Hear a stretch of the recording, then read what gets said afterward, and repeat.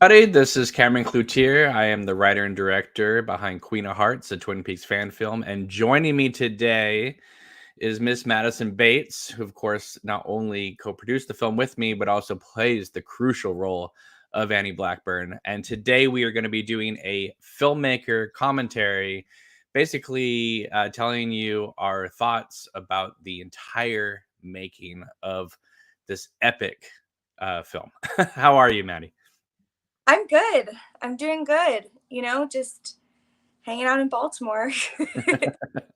I am thrilled that we are at this point. This was something that we had talked about from the very beginning. Yes. Couldn't wait to do the discussions and the commentaries. And here we are. The film is done.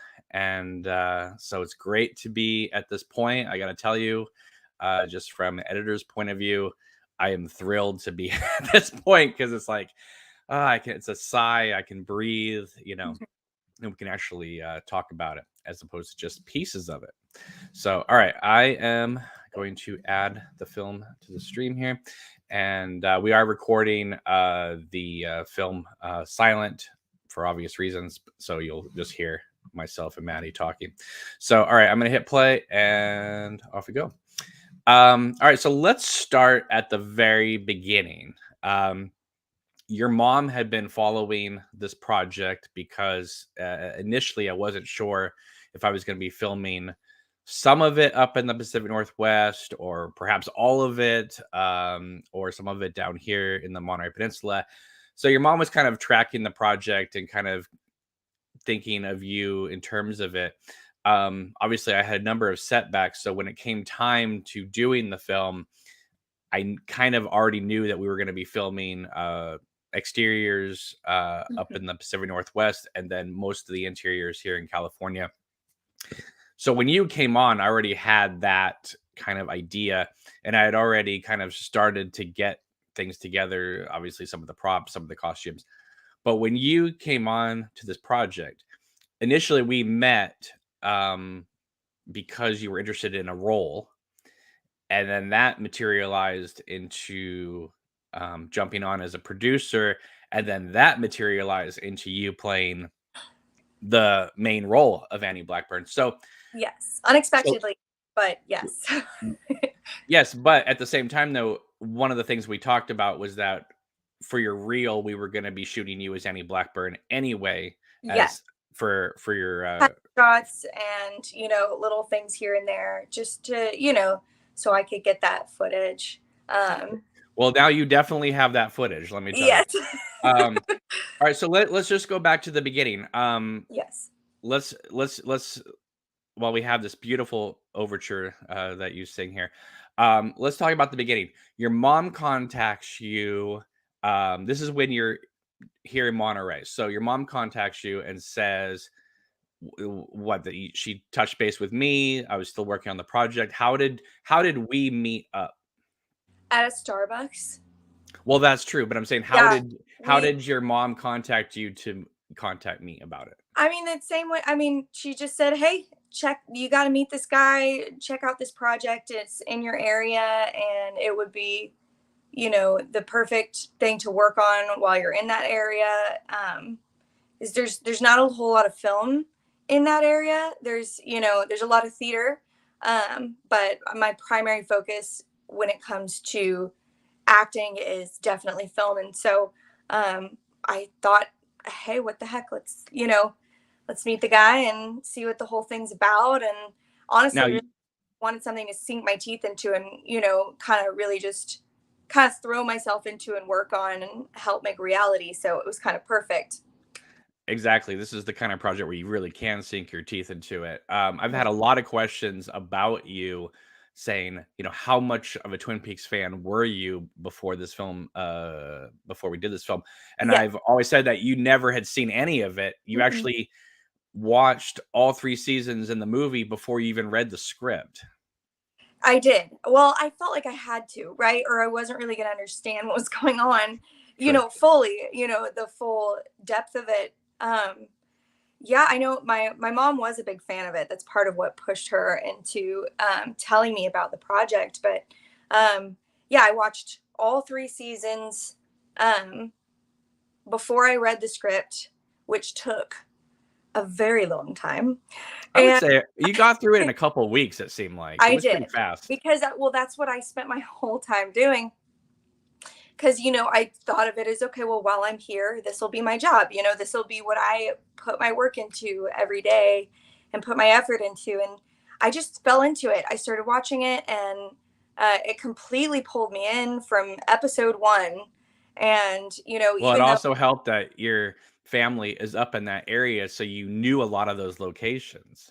I did, they were really familiar to me. I had actually eaten at the restaurant um, by the falls, and I had experienced all of that area before. So, it's like, oh, hey, I've been there, watching it, that kind of fun feeling you get.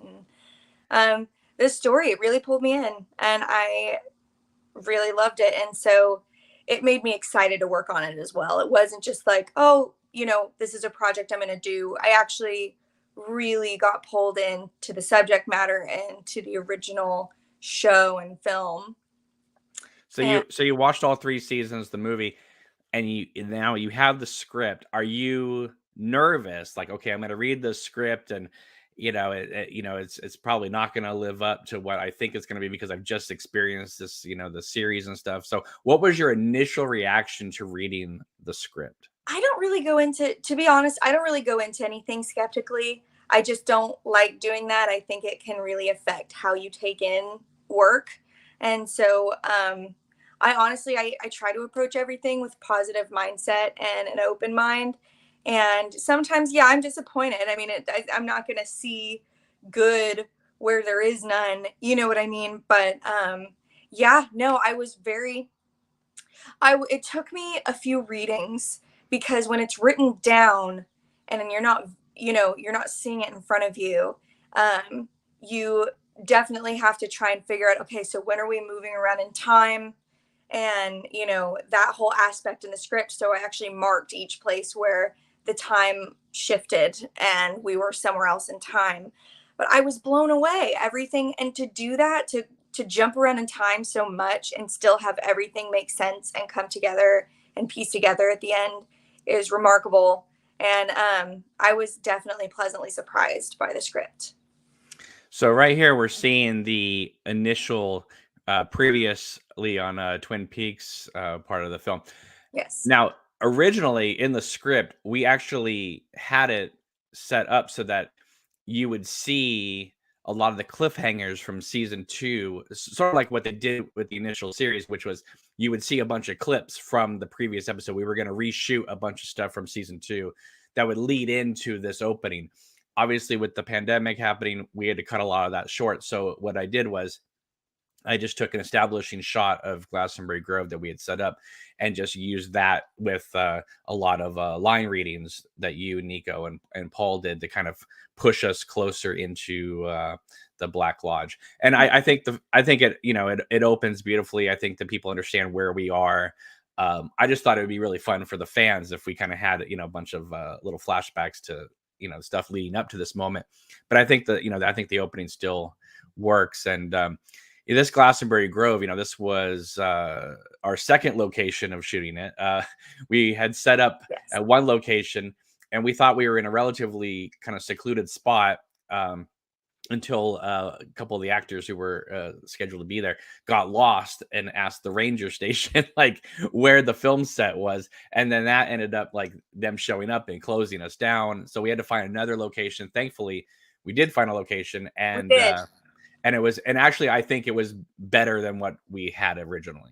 Yes. And it was the person that accidentally went by the station that ended up totally rectifying the situation, finding us another location, which ended up being wonderful and private and perfect. Right, and it was great because we had the support of the people who ran the land, Absolutely. and that also gave us the river scene that we'll see later with you and Norma. Mm-hmm. So I think all that just came together beautifully. And so here we are with our first scene here with you and Sarah. And I always thought this was kind of a great little moment of you just kind of slowly waking up and realizing you're in the hospital here. Funny story, that shot of the you see in the painting. That believe it or not, this is at the place where we shot, the hospital was wonderful, and just could not ask for anything better. However, for the when we got closer to the end of our shooting schedule at that location, they moved us to a different room. And so that was unexpected because even though it looked similar, it had different colors. So that was kind of an issue, like how we're going to match stuff. And one of the things that I hadn't shot yet was your POV shots of when you woke up. We had you waking up, but we didn't have what you were looking at. So we had to go in and color correct the walls to what you were looking at because we had to shoot those walls in the other room.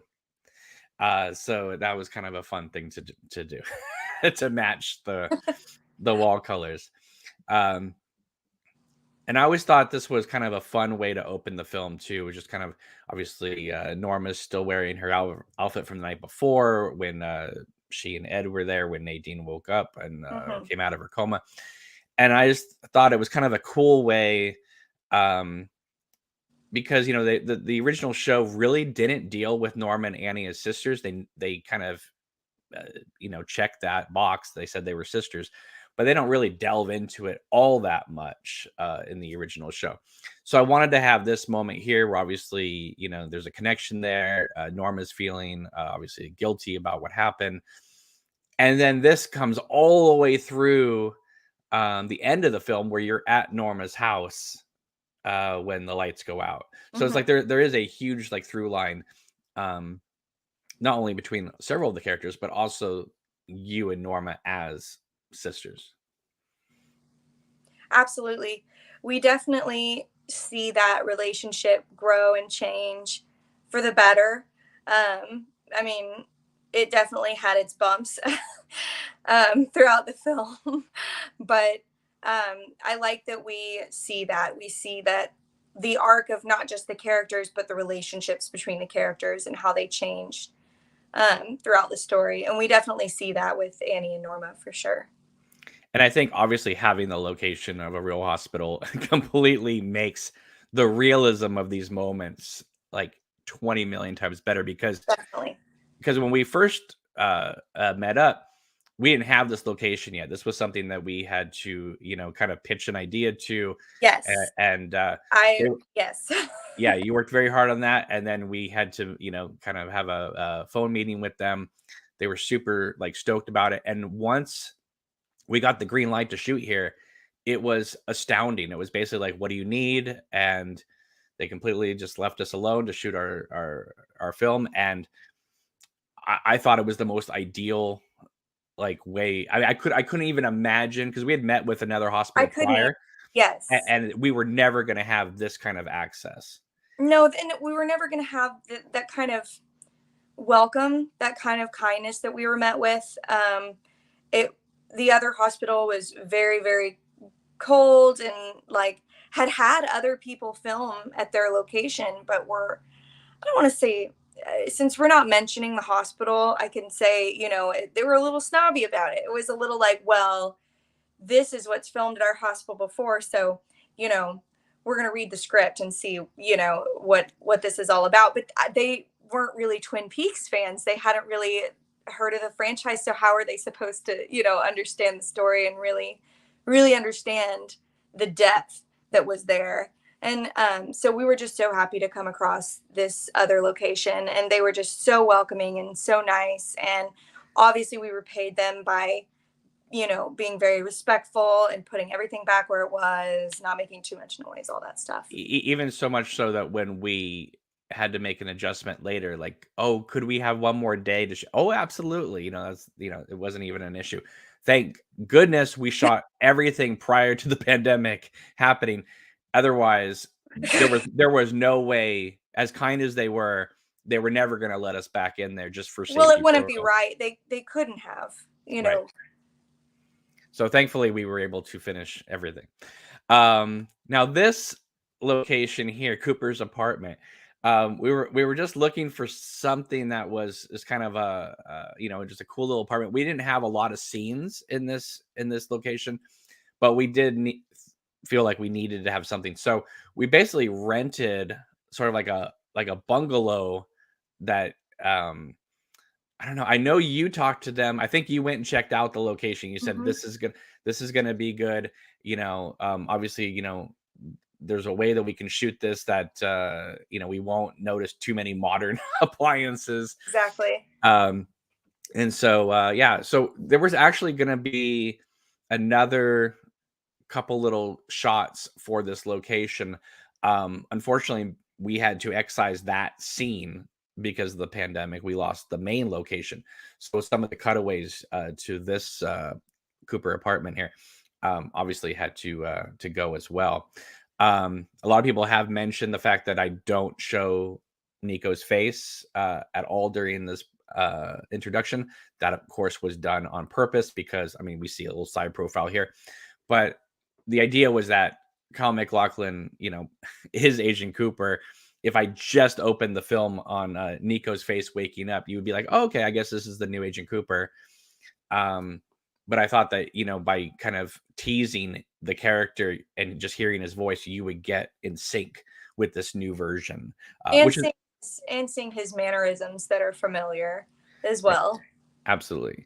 All right, so this was the last scene that we filmed, and when I say we, I mean me, because you weren't there. This is one of the few scenes that you weren't there for because you were leaving town. You were actually Yeah, leaving town when we were shooting this scene.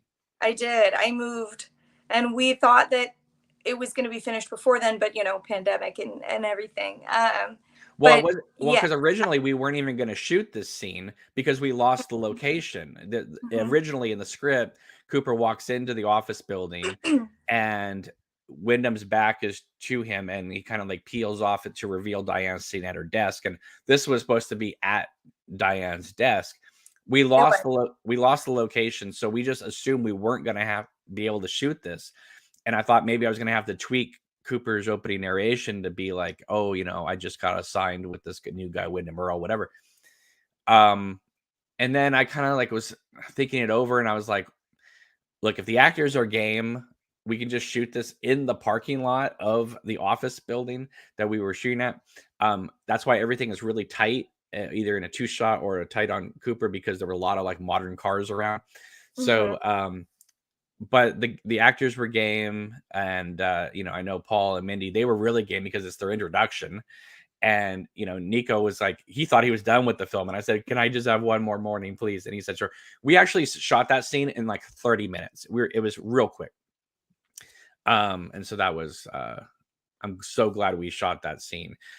Even though it's not in the original location, you kind of have to have that moment of Cooper meeting Wyndham Earl in the You film. do. I mean, it's kind of important to the story. Exactly. So here we have a bunch of locations from the Twin Peaks area.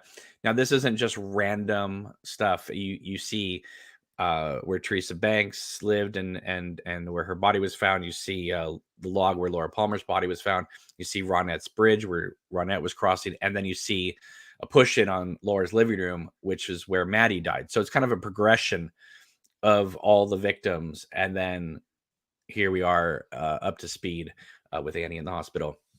Another thing I did here, filmmaking wise, is that we knew Larry playing Garland Briggs. Obviously he's not Don Davis, the actor who plays Briggs in the show.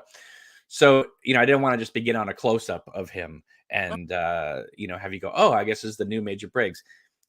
But to have it in a long shot with him coming behind the curtain and you just see the stature right there, you completely buy into the fact that it's Major Briggs. So then when I push in for the close up, you've already bought into the fact that this is Major Briggs.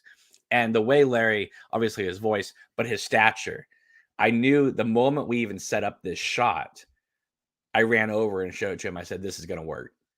And I was so grateful that I was able to find the pieces that I needed to put together that costume, because they are all authentic pieces, and I wanted to be able to match the costume of the original actor as much as possible. And I think that it turned out really well. I'm looking at it. I think that it really looks just like it for the most part. And I was grateful we were able to find those pieces, because that was no easy task. And this, this scene, I always liked this scene.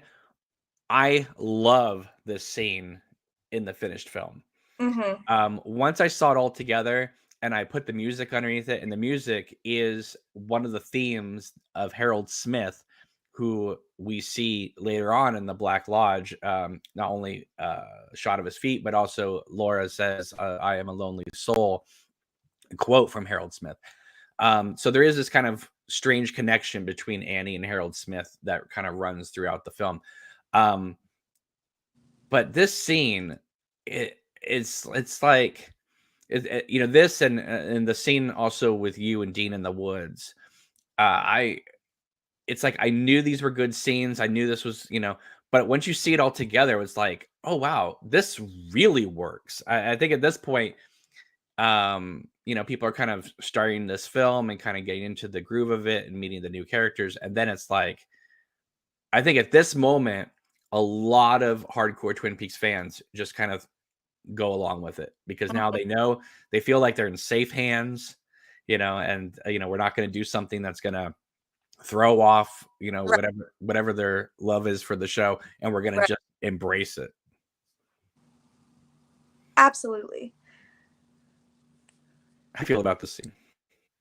I liked this scene a lot, and it was different filming it than it was seeing the finished product, as you're saying, is because there's so much running through the character's mind at that point, that even filming it, because I try to go through the thought process of what the character would be, she's super out of it. So I was thinking about, Dale Cooper, why isn't he here? The crazy stuff in the lodge, and just being completely overwhelmed. So being able to see the whole conversation on the other side of it was really cool. And he just does such an amazing job as well. And that really helped play into the scene as well. And as an actor, playing off of him, I really felt like I was talking to Major Briggs. So, Well, it's also really cool the fact that you kind of told Norma, "Oh, I don't remember anything." You're telling Major Briggs, "I don't remember anything," and then this is the moment where we realize, no, you remember everything. but it's also crazy that it's reasonable to think that someone would be in denial, or not want to talk about it with just anyone, or even close family members, because they feel like they're going to sound crazy. And he gives her that opening of like, he knows too, you're not crazy, you're not going to sound crazy to me. And she feels in the end a little comfortable kind of opening up there. Oh, absolutely. Because this is a young woman who has just left the convent. People already think she's a little off anyway, right?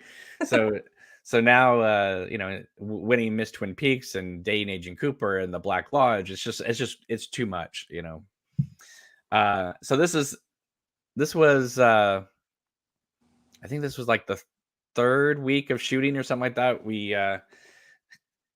decided to do the robbery scene. Now, originally in the script, it was kind of a nondescript, store. It just said, it was based off the scene in the Cooper Diary book written by Scott Frost, where Windham and Cooper kind of, storm into a shop, and Cooper has to fire his gun on one of the perpetrators. So we were looking around for different shops, and like, what could we use? And we had, we went down this rabbit hole and this rabbit hole. And then Phyllis, who plays your mother, Vivian, Yes. she actually owns like this beautiful dress shop in downtown Pacific Grove. And she's like, well, you can shoot in our store. And so I was like, okay, great. So, again, we weren't, because at first we were thinking, because it's supposed to be they come in the back room and then there's stuff going on in the store, and then the perpetrator comes in the back room and Cooper confronts him. Whereas here, the back room is very small, so we couldn't really do that, and there's no door to get in there. So we had to reverse it and have them come in the front of the store and have the perpetrators in the back of in the back of the store come in the front. And now you'll notice here they open the door, and then I cut to a shot of the hospital door opening. That hospital door opening was an insert that I purposely shot because I knew, because we weren't able to shoot, which is with them coming out of the door and then running across the street with their guns. That we weren't able to do that, mostly because, originally, again, the shot we were looking for was supposed to be kind of away from society a little bit. You know what I mean? Just kind of like an alleyway type of thing. Whereas this was like a downtown area, and we didn't want to like scare everybody. Also, the fact is, right across the street at the time we were shooting this, a store was being robbed that was like closed, but it had been broken into and robbed, and so there was a lot of police out there. And here we are shooting this whole robbery scene. So we were like really kind of looking around about it. So so I wanted to still tie it in with the we couldn't just have them open the door and all of a sudden just storm into the shop. So I wanted to create sort of a sense of foreboding. So I purposely shot an insert of the hospital door opening to suggest a doppelganger, and that would bridge with the door opening of the shop. So it was just kind of fun little editorial tricks to cover up a scene that we weren't able to shoot. All right, now here comes this scene here. Obviously, this scene was incredibly important in the script. It's a scene where Annie, believes that she's finally going to confront Dale Cooper about everything that happens. Of course, she has no idea that this is not Dale Cooper. We know it's not Dale Cooper because we know the show. This was a very interesting scene because we ended up having to shoot this later than we expected that day. So by the time we got to shooting it, Nico had been waiting around for a while, and so he was a little tired at this point. But one thing I noticed editorially was that, and I shot a tremendous amount of footage of this scene, but what I noticed editorially is that this scene was at its strongest if it was shot behind the doppelganger's shoulder and then behind your shoulder. It felt like to have this be close-ups, for whatever reason, it didn't quite work, even though the line deliveries were fine. And it's just like it seemed like you needed that distance between the characters to kind of to feel the tension between them, because whenever it was just your shot or Nico's shot, it almost felt like you guys were isolated away from each other. So you almost had to feel this genuine tension between you two by always showing the space between you guys. Once I started using that footage, that's when the scene became incredibly tense. Yes, and I like this scene also because we get to see something has changed in the character of Annie, whereas in the past she has been pretty much a victim, and we start to see that she's kind of changed. We see that transition of her being less of a victim, kind of standing up a little bit more. She has a little bit more strength behind her character at this point after what she's been through, because frankly, she's fed up, a little bit angry, confused about the sequence of events that happened. And then she obviously doesn't know that this is a doppelganger. And so there's a lot of change we get to see in this scene, and I like that a lot. I like that we kind of see how the previous events have affected her and changed her, and I think it deepens the character a bit, and I liked that the writing did this, for sure. Well, I mean, I remember us talking, and we were saying like, this isn't quite the Annie Blackburn from the show, only because this is the Annie Blackburn post the Black Lodge. Hmm. I've always maintained that this Annie Blackburn was always there. It's just that when she got into town, she's the new girl back in town. The first day she's meeting Agent Cooper, then she's like, in this whirlwind like romance. Then she wins Miss Twin Peaks. I mean, it's kind of like this beautiful week, and now she realizes that this whole thing was a facade, and it's like this is the real Annie Blackburn, and what we saw in the show was her just trying to be on her best behavior, being the new girl in town. And now because I mean, she says to Cooper at the bar, I'm stubborn, and he's like, oh, I can handle it. Well, now we're really seeing Yeah. what she's I what was gonna she's say, we don't really see that stubbornness before, um, so much. but she does warn him. She does. And so that gave me You're right. the That going. is established for sure. And I'm yes. When I say change, that's not to say that it's changing the character so much as maybe delving into different parts of the character that we haven't been able to see before. Well, if you just look at her perspective, I mean, and there's this meta joke in here about how, um, I was nothing more than a replacement for Audrey. Well, yes, it's a meta joke because from the series point of view, they couldn't do the romance between Cooper and Audrey, so they changed it to Annie. But at the same time, though, from Annie's perspective, that is what they would be saying at Miss Twin Peaks, because the whole town would have known that Cooper and Audrey were hanging out together, and he got, in trouble for rescuing her from One-Eyed Jacks. Uh, and so then all of a sudden he's with Annie. What do you think everyone would be saying behind,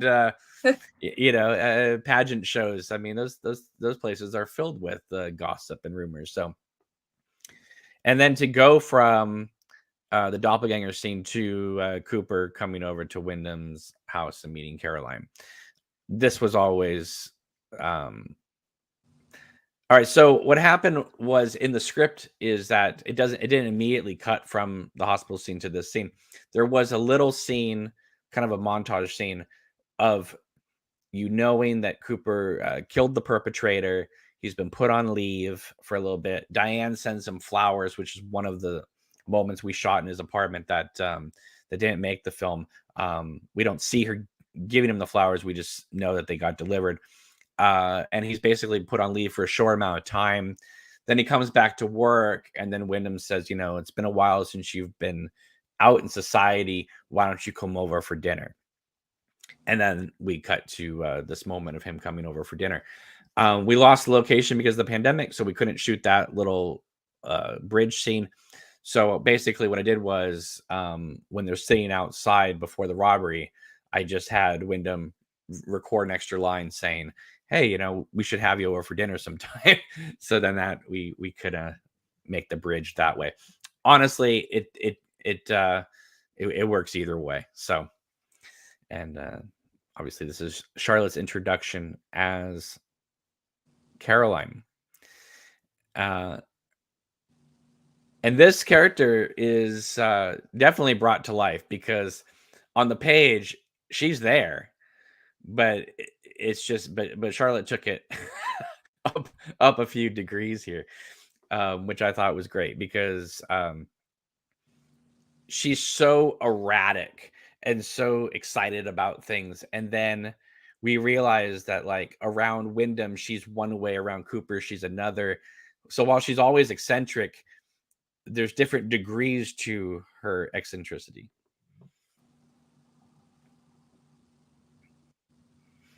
What was your reaction when you first read the scene of Cooper at the door? I think my reaction was Cooper's reaction. It confused, taken aback, you know, pretty much that. Like I said, I think it was pretty much akin to Cooper's reaction in the scene, because we've never been introduced to this character before, and I'm sure lots of fans and people have kind of created this image of her in their minds, and they might be different, you know, depending on who, you know.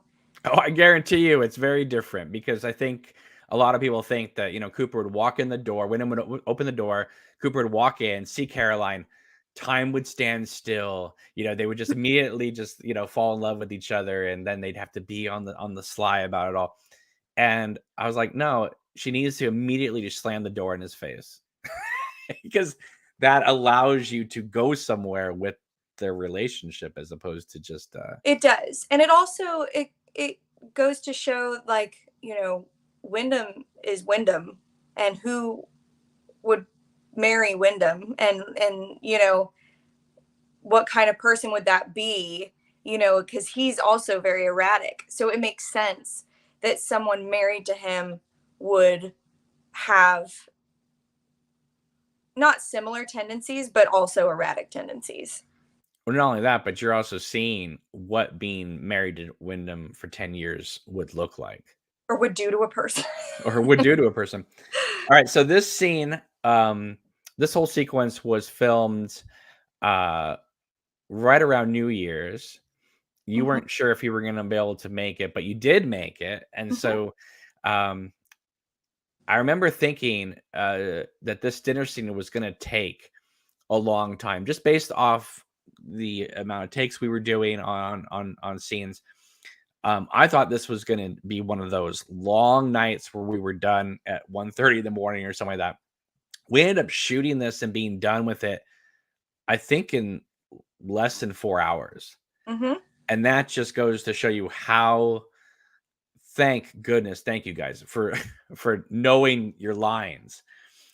Because obviously, if the actors were not prepared, we would not have been able to film this in less than 4 hours. Absolutely not. They came ready, they came prepared, they completely blew it out of the park and made our jobs a little easier. Very much easier. So what Charlotte, Paul, and Nico did is they actually would meet up once, sometimes twice a week on Skype, and run through all their scenes. And what always amazed me is that they would be done with them in about an hour. So I always thought, wow, okay, these things are gonna, really kind of fly by. Of course, we had no idea that the because when we set out to make the film, we did not think the film was going to be 3.5 hours long. We did about halfway through kind of go, well, yeah, based off this number of scenes and all this, it might be a little lengthy. Wait, um is it 3.5 or 4? it's 4 with the credits and the special, Ah, I see. But and the special things. the actual film is 3.5 hours. If we Okay. cut out your overture and cut out the special things Mhm. credits. But anyway, so anyway, I just this scene, yeah, it's just it's just one of those moments where you just go, this is an insane sequence.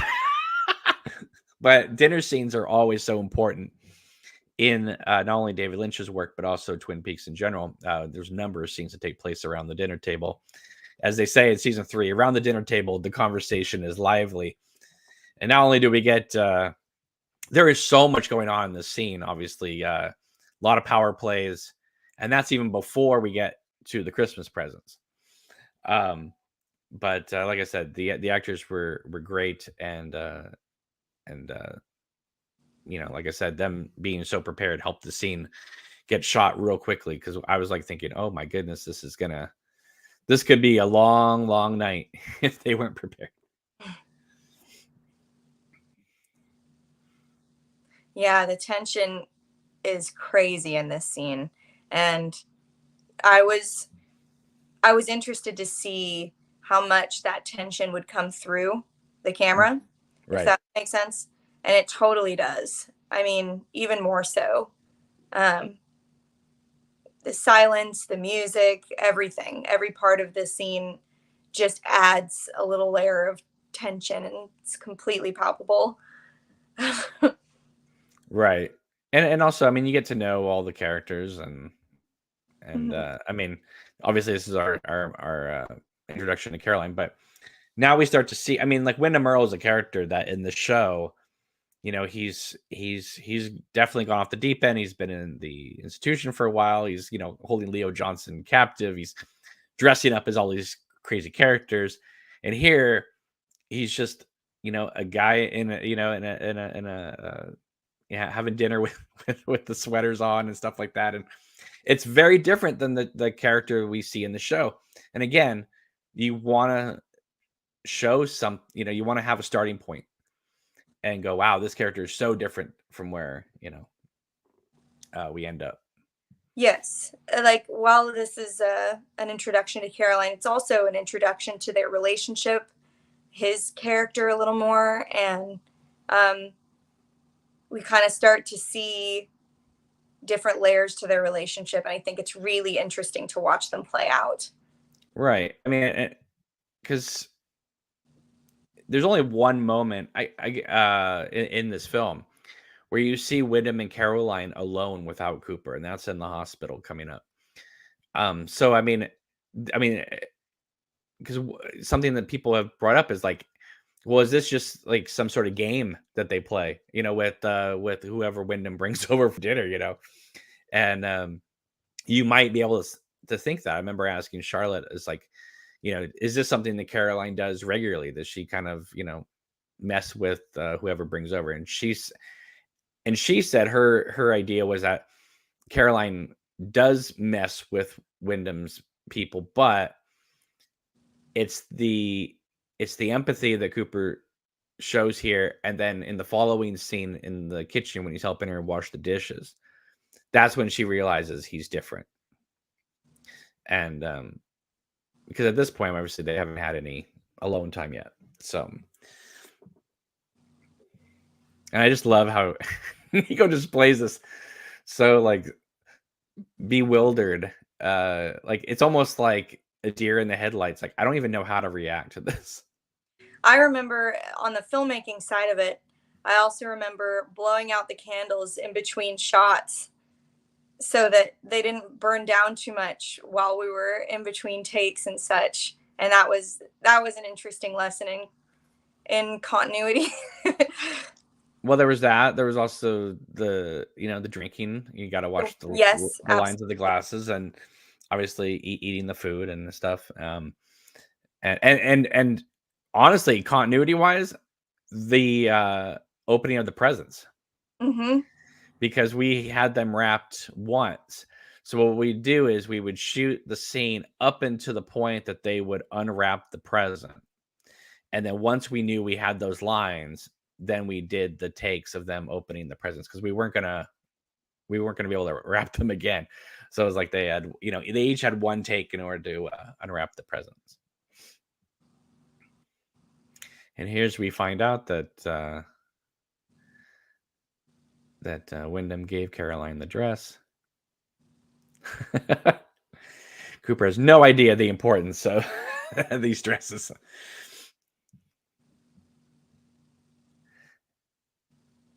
And I think Paul and Charlotte, they play this so, it's like it's animated, but it is realistic. You know, it's just it's kind of, it's definitely that in that Twin Peaks vein of It is.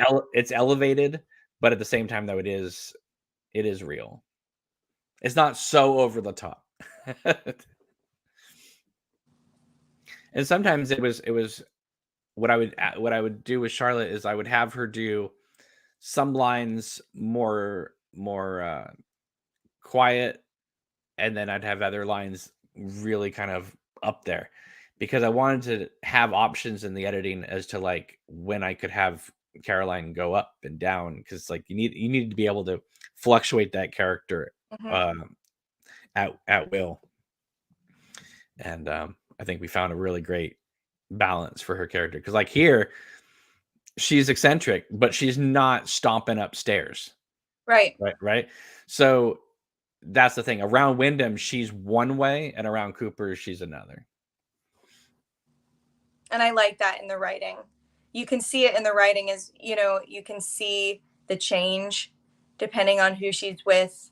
And I think you see a little bit more crazy come out with Windham for sure. I mean, obviously, and you know why. But we see her we see a little bit more real from her, for lack of a better term. We Right. see her be a little bit more real with Cooper at times. And I think that's where we see the start of this very real romantic relationship. Right. I mean, if I, I mean, there wasn't anything like this in the script. Um, Partly because I didn't know if we could do it, and the other is I didn't know how it would benefit the film in the long run. But I would have loved to have seen Caroline like at the courthouse, either doing a case or in her office or Mm-hmm. something, because we never see that aspect of her. Um, it's just I could never figure out like what would happen. Like even when she goes missing, it's like, okay, Cooper could go to the office and talk to somebody at the office about her, and what? You know what I mean? Like like he would leave the office with the same information that he went in with the office. So it was like it didn't. It felt like to go through all those obstacles of trying to find a location like that. It ultimately that scene would probably end up getting cut out anyway because there would be no point to it.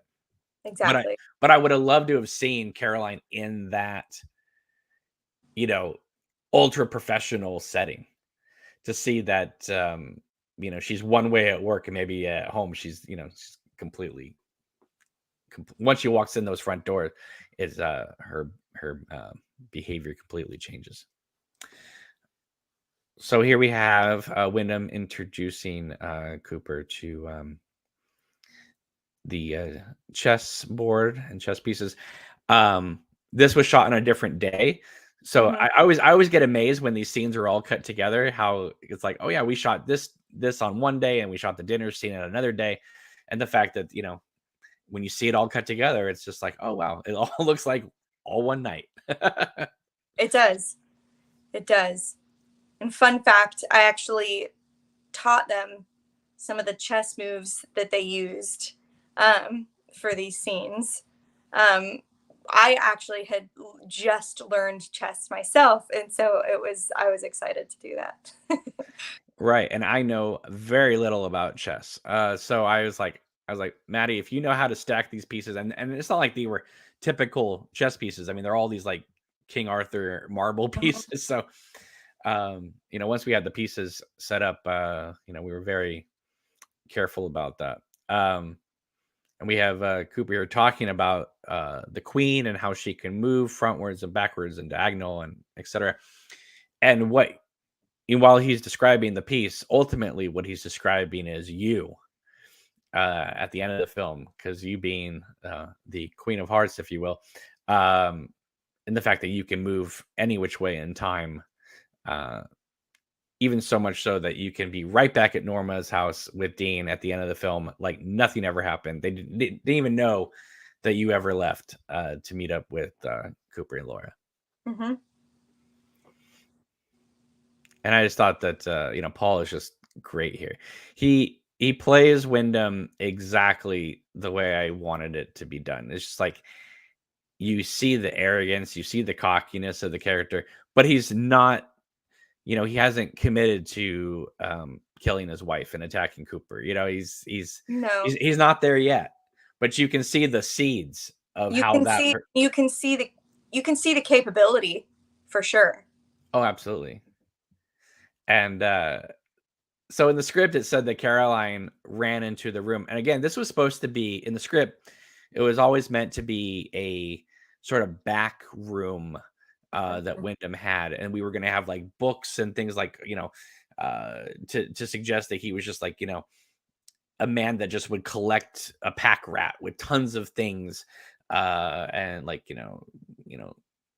for instance, like Project Blue Book books or whatever, just like he was living in a conspiracy world, and then Caroline would kind of like budge her way into the door and say he says yes and all that.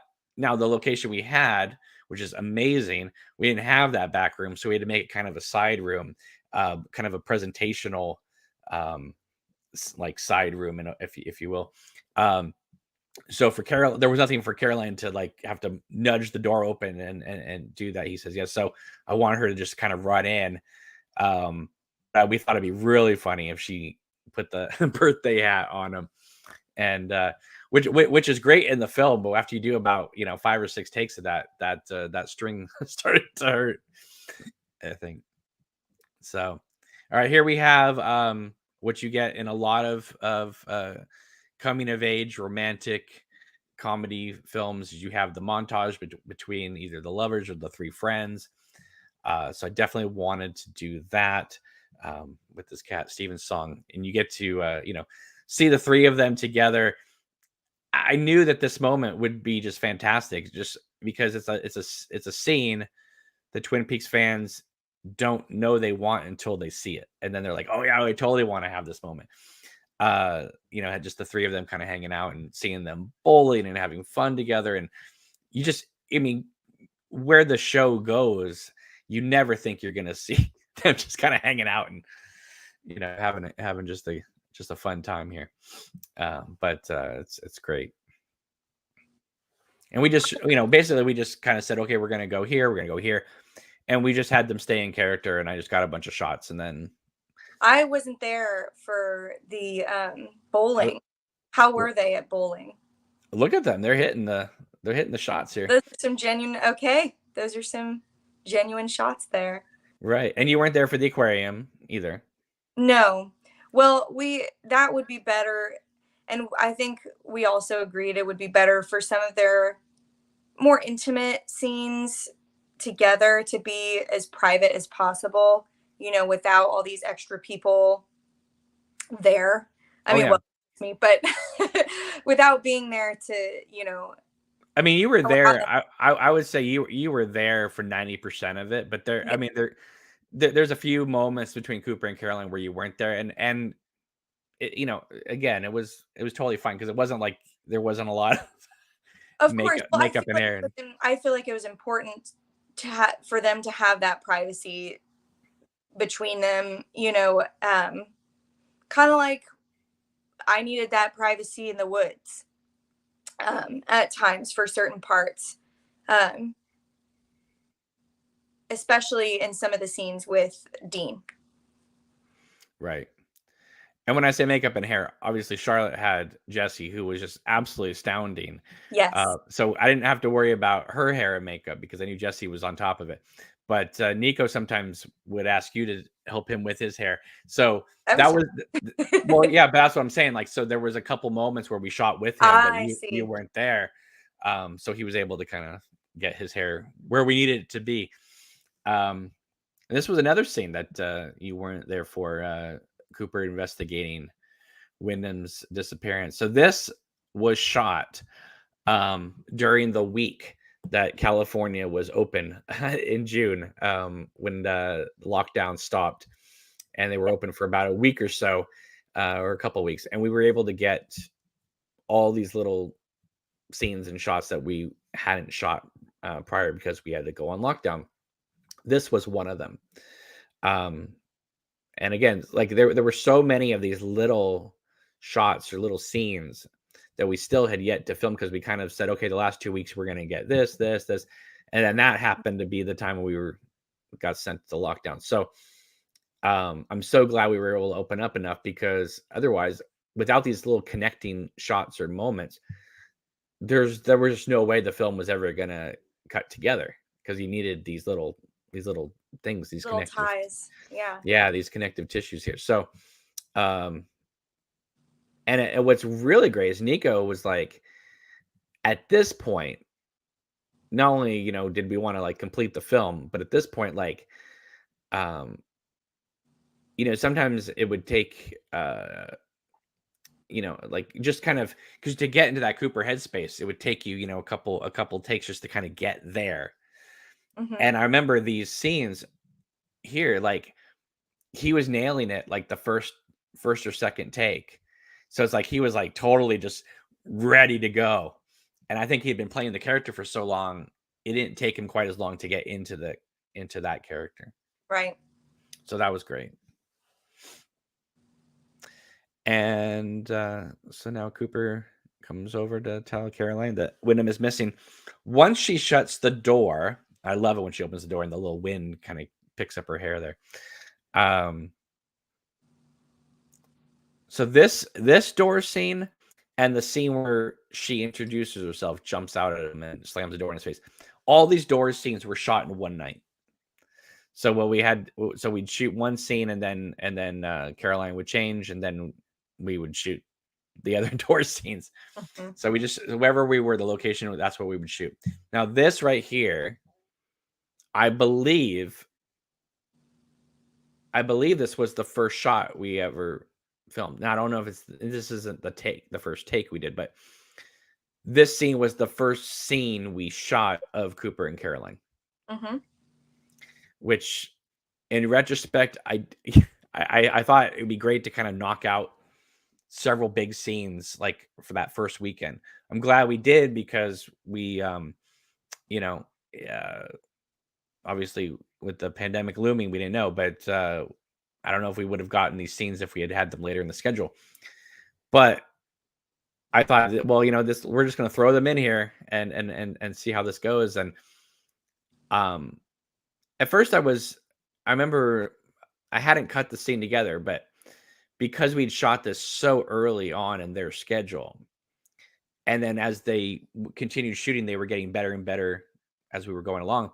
I remember saying to you, and I remember asking them, I was like, maybe we should reshoot this because obviously this being the first scene, now that you guys have kind of developed your characters more, maybe we should go back and reshoot this and so you guys can infuse it with what you know now.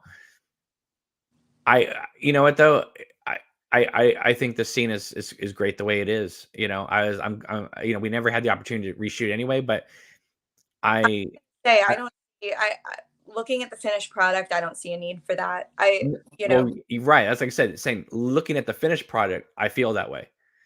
But I just remember feeling that way while we were shooting, like, well, because this was the first scene they filmed, right? Mm-hmm. Thinking maybe we should reshoot it, but they hit every note of depth that we needed for this scene.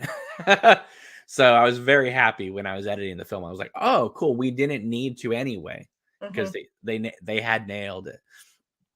And it's hard to know. It's hard to know because you're doing things out of order, shot by shot, take by take, and you hope that you got it, and that you don't need to go back and reshoot. And so, it makes all the difference when it's all put together and you can actually see it in front of you instead of through the lens.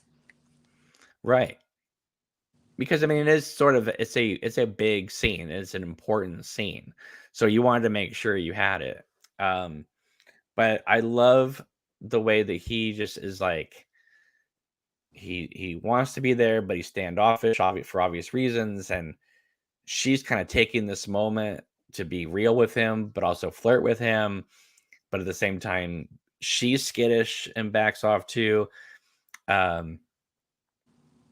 a tremendous amount of shots here, and but they pulled it off. And we kind of just let them act the scene, and then I just cut to the best of continuity. So like sometimes Caroline's arm is in a certain spot, or sometimes Cooper's in a certain spot. But I think for the most part, it cuts pretty smoothly. I agree. I think that was a big focus when it came to editing, was the continuity of it and having it flow seamlessly. And I think that was pretty well achieved. Oh yeah, and of course we get some side shots here of the fireplace, which because we can hear it, so it's well, there's that, we can hear it, but at the same time, Caroline's gonna die in front of the fireplace, so I wanted to have that kind of foreshadow. Just always there. And here we get Agent Cooper's like whole backstory with like his old crushes and things like that, which all comes from the Cooper Diary book that Scott Frost wrote. And I just thought it'd be really great to kind of just touch on it because it's something that is so huge in the book and is never touched on ever in any of the series. I mean, why would it be? But I wanted to kind of pay homage to it. And just kind of have it kind of touched on. And also the fact that, we're dealing with Caroline, Diane, ultimately Annie. So it kind of goes through Cooper's crushes anyway, the film. So figure, let's just make him as a complete, it seems like he's just always got girls on the brain, apparently. So, and then here we have this moment where obviously she gets kind of sad about the fact that, about Marie and all this. And he brings up what ultimately ends up being you visiting him at the school. He talks about how, you remind me of this this young woman I met. And this was honestly one of the things that I was the most nervous about splitting the film into initial acts. Mm-hmm. Because I thought that once Act 2 dropped, which is where this sequence was going to be, that people were going to have plenty of time to research it or whatever, or look stuff up and realize that he's talking about Annie. Miraculously, that did not happen.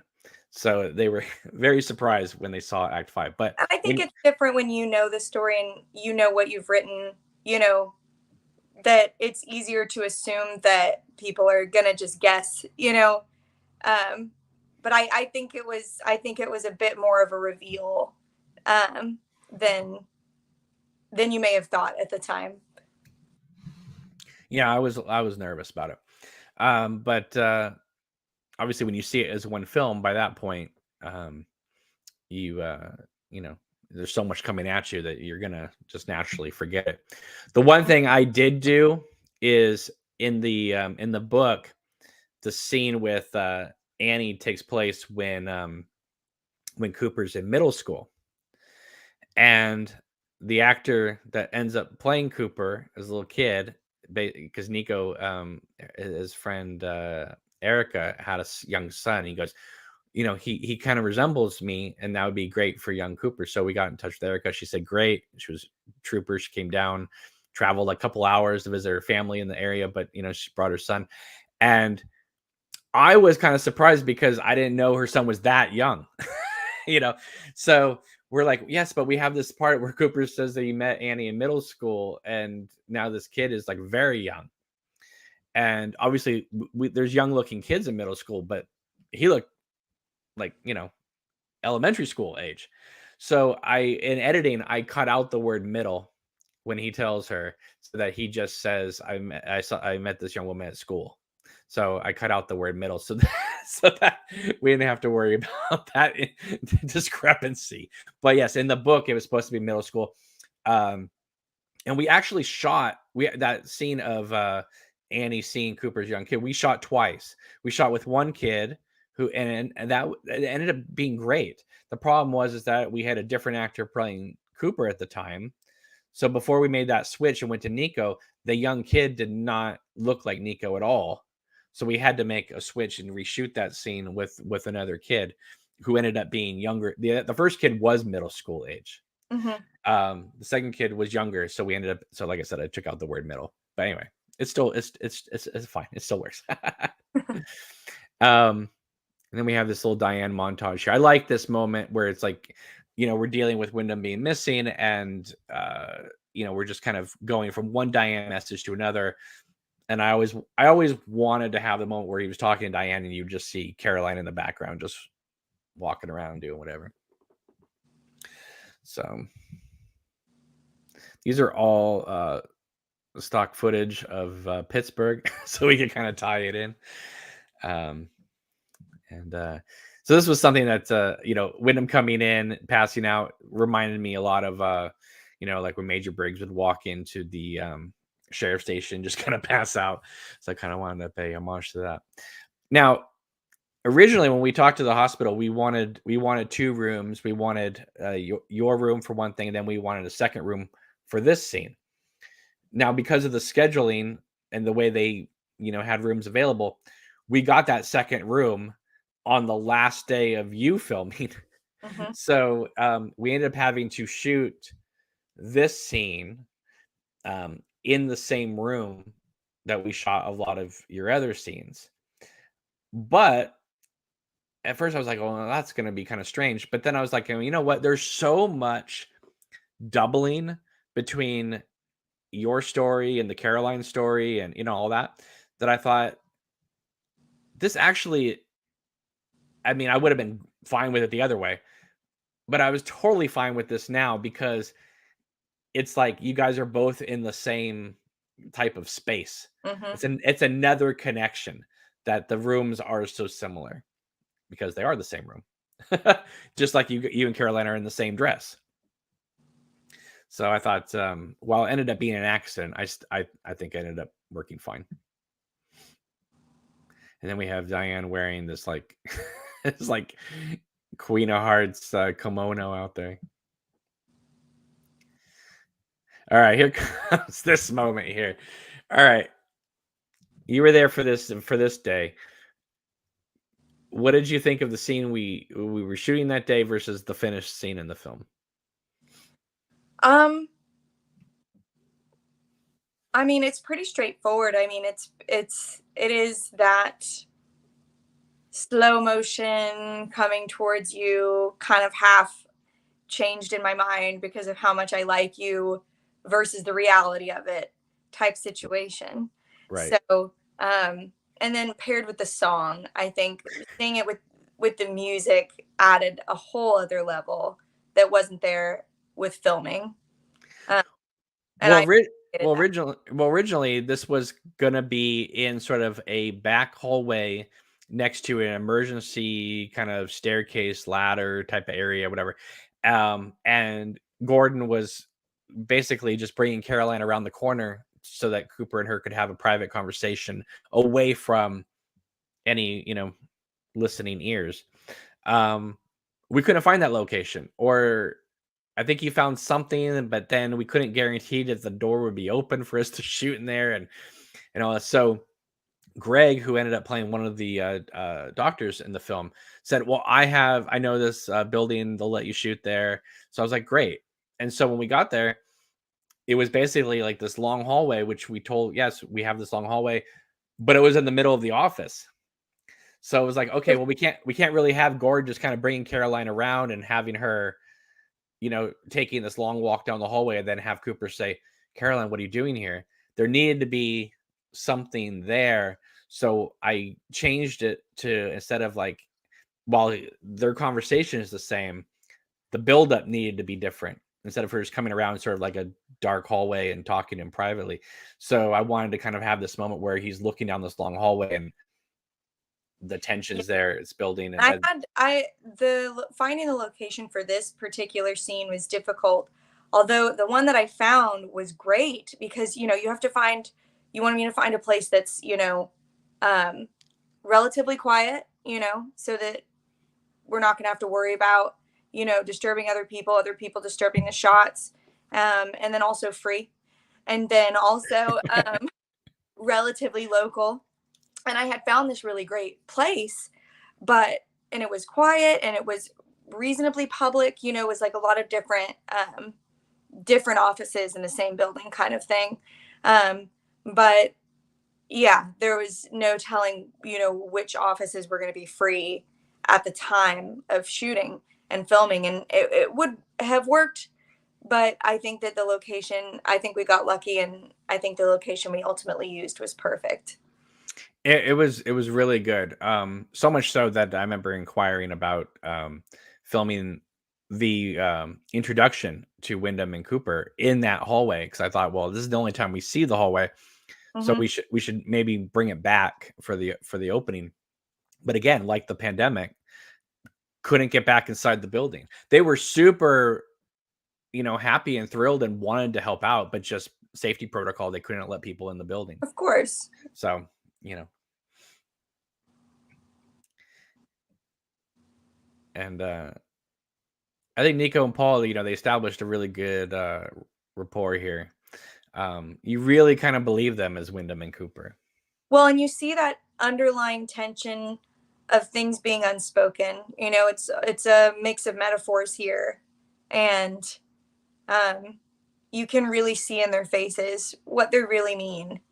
And so I thought that they played really well off of each other in this scene.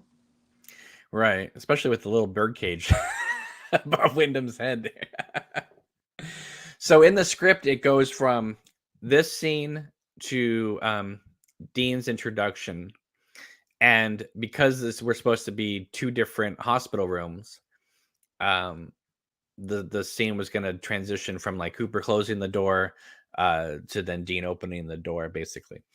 But because it ended up being the same hospital room, um, and I put in an exterior shot of the Pacific Northwest in between to kind of break it up.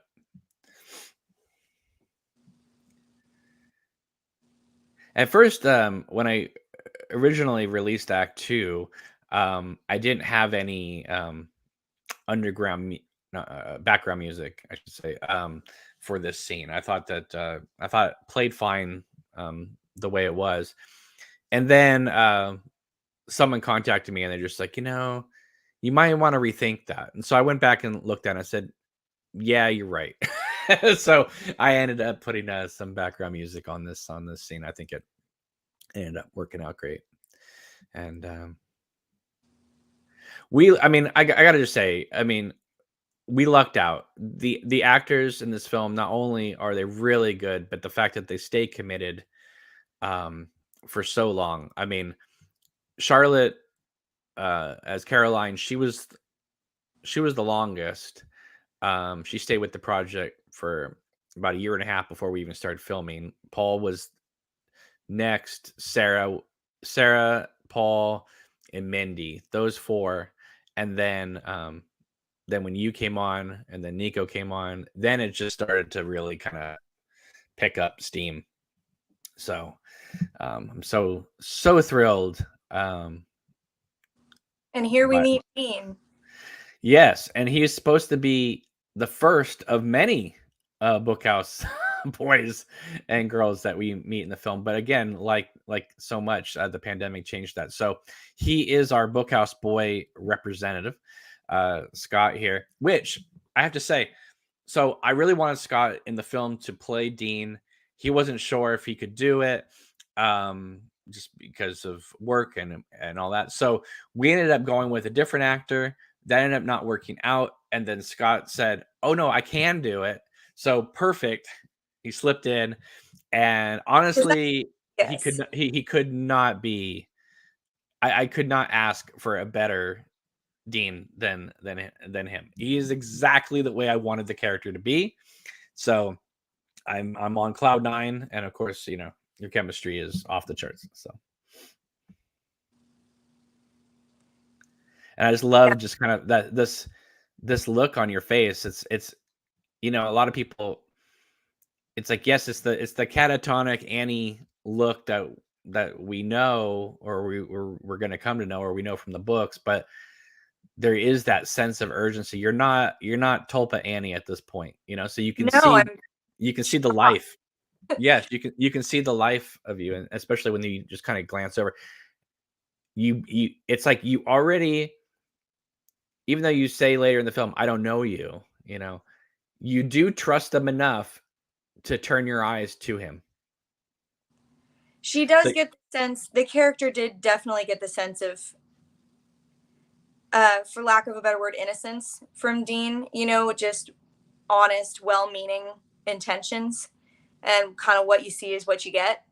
And I think that really comes through in his acting. And so we really see why she's willing to trust him from the beginning. Absolutely. So when I always had that character in mind, I didn't have a name for the character, but there was a guy named Dean who did donate a tremendous amount of money towards the production of this film. And so I thought, you know what?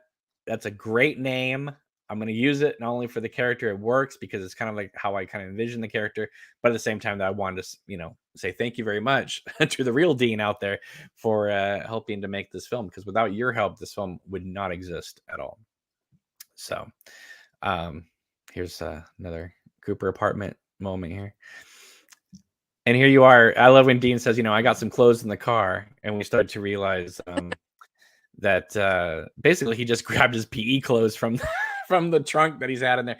And this is an authentic PE shirt from 1990. So this isn't a replica. This is the real deal. I've had this shirt for 30 years in my closet.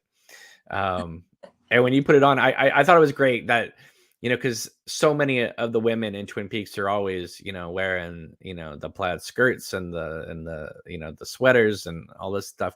They're very made up as well. They're very made up. It's very 1950ish. And so to just have Annie in a t-shirt and sweatpants, no makeup, I thought was great. And in fact, I've joked with you many times that Annie gets prettier as the film goes on, but she also gets like more and more messed up as the film goes on. Oh yeah, definitely. This shot I love. I love you and Dean looking down at the tulpa, and he's amused by it, and you're just kind of like, what?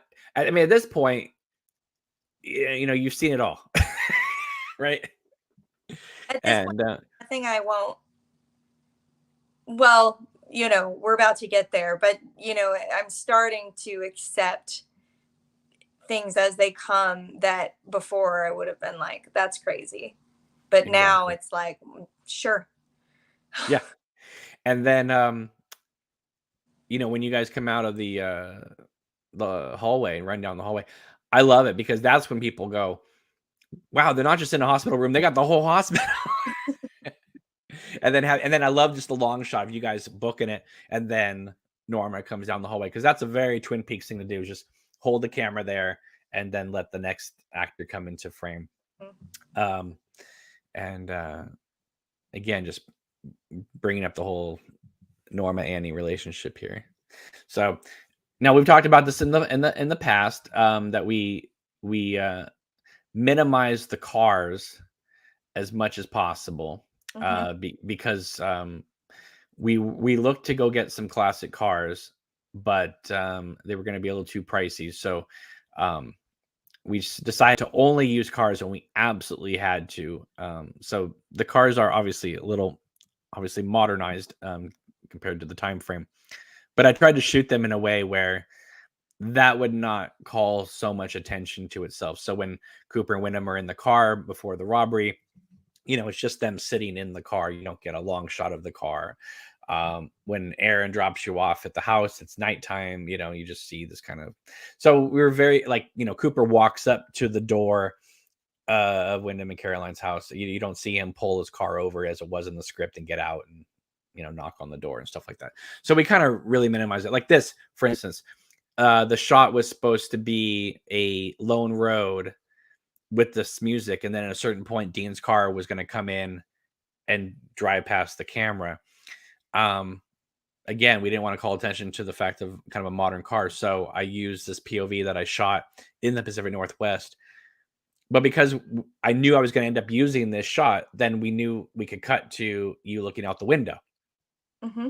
Right, so it was basically like we had to alter some things around production hiccups we had, but because we knew we had these coming, we weren't caught off guard, so we could create the safe rails for them and kind of play them to our advantage at times. Sure. I mean, I love this shot, and what's really funny is we had the camera on kind of like a suction cup. We tried. Phone. Well, here's the thing. I use every single frame that you shot. The next frame that it cuts from, the phone falls. The camera fell. So I used every conceivable frame of you. And then we ended up holding the phone for a lot of the shots. Right. So I wasn't here for this part. I was on the side of the road waiting for you guys to get back. Yes. And you would hold the shot. You would hold the camera for your shot, and then you would hold it over for Dean's shot. And then you guys brought it back, and you did a number of takes, and I then saw it and I said, okay, that looks good. And what's funny, this was only a couple weeks before the pandemic hit, before we were on lockdown. This was only It was only like 2.5 weeks before.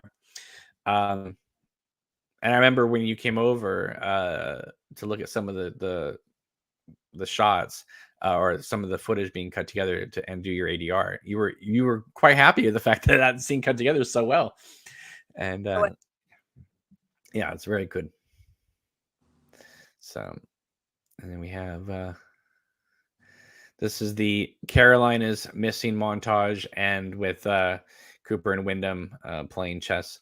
The idea basically was that they're playing chess over many days or weeks, and then we would just kind of like see snippets of them investigating, nothing concrete, nothing important, because honestly, Windham is more than likely responsible for what happened. He's not going to lead Cooper to where Caroline really is. Exactly. And so this was I asked Charlotte to make this box. I said at one point Cooper's going to find this box that you've kept of you and Wyndham's relationship, and so she made the box. I have no idea what any of those letters said, but yeah. And then this is, of course, the picture that Cooper keeps in his wallet after she passes away. And this was something I always wanted to do too with this music, because when you have Whiter Shade of Pale playing, it's just so longing and so romantic, and to just do a long a long dissolve from her face to him walking. I remember like saying, Nico, come on, we got to get you walking and depressed. And he goes, where's this going to go? And I said, trust me, I know where it's going to go. And I'm so glad we got this shot, because you really need to feel that passage of time. And which is another thing here, where it's like, having Windham on the couch and having Cooper, obviously he's the one that's antsy. Wyndham's not worried at all. It's like he knows where Caroline is, but you feel the exhaustion too through it. Right. Like you can feel Cooper's not just antsiness or anxiety, but also just exhaustion and not coming up with anything. And that mixed with the metaphor of playing a chess game that he can't win at the time. Right. And he's going to think long and hard about the move he's going to make. And the moment he makes a move, Windham just checks him. And I always wanted to have this kind of graduate moment of him like shutting the door on Diane. But we had 2 windows, and I thought this was a great touch that we had Diane go to the next desk so she could still kind of keep an eye on him. And of course, the clock says 10:10, which is a Firewalk with Me reference. And I like how Wyndham's just kind of relaxing here. And so Cooper opens the door of his office and bolts out. And I really wanted to kind of create this frenzy. Like, he's got to go. He's got maybe some information about something. But that shot, those cuts are a little more frenzy than I initially thought they were going to be, because when Cooper first opens the door, you can see your backpack in the background. And it was very obvious that it was not Cooper's backpack. We did our best. Oh yeah, hiding behind chairs, behind desks, behind, moving things all around. So, yep, there were a few times that there was a slip up. Oh, absolutely. But the thing is, though, is that there weren't a lot of them, and most of them we could either cover up or cut around. So it wasn't an issue. But it was just like, it just shows you that we were moving at such a clip that sometimes you were focused on what's in front of you, not what's all around you, So again, modern car, yes, but we did put a Washington plate on his car. So if you notice, when he pulls up, there's a Washington plate there. All right, so this scene is a scene of the pandemic, and originally it was going to cut from Dean saying, "Come on, let's go."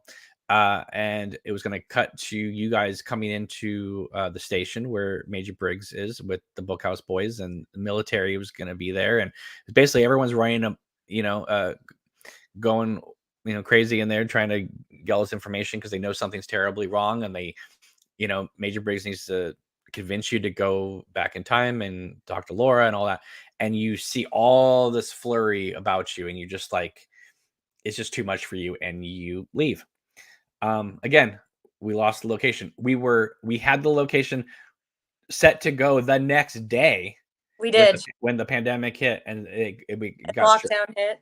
We lost the location totally, and that was it. And then Larry had to keep the hairstyle for longer than because he thought, oh great, I get to grow out my hair after we shoot the scene. Then we had to wait a couple months. But it did, but because we were shooting outside here, he could wear the hat, and so it wasn't like he had to keep it completely shaved to the to the scalp here. But when it came time to doing the scene, it's like, okay, we can't shoot indoors anymore, so we can't really have the Bookhouse Boys and the military and stuff. We can't just have them just all sitting around the woods. Like, that's going to make no sense whatsoever. So because we had to lose a lot of the other Bookhouse Boys scenes, we just said, you know what, we're just going to cut out all the Bookhouse Boys stuff and just have Dean be the sole representation of them. And we'll have a scene where he's walking you to the station to have Major Briggs meet you guys on the path there, which is something that's a reference to episode 16 of season 2. So it's the same scene, more or less. Obviously, you don't have a confrontation with one of the other Bookhouse Boys, and there was even more back and forth between you and Major Briggs. So we basically just scaled the scene down to what it needed to be.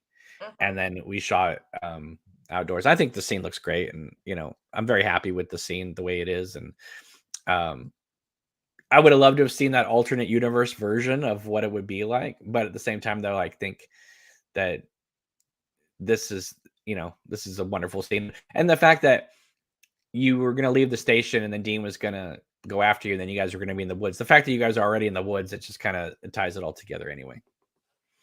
It does.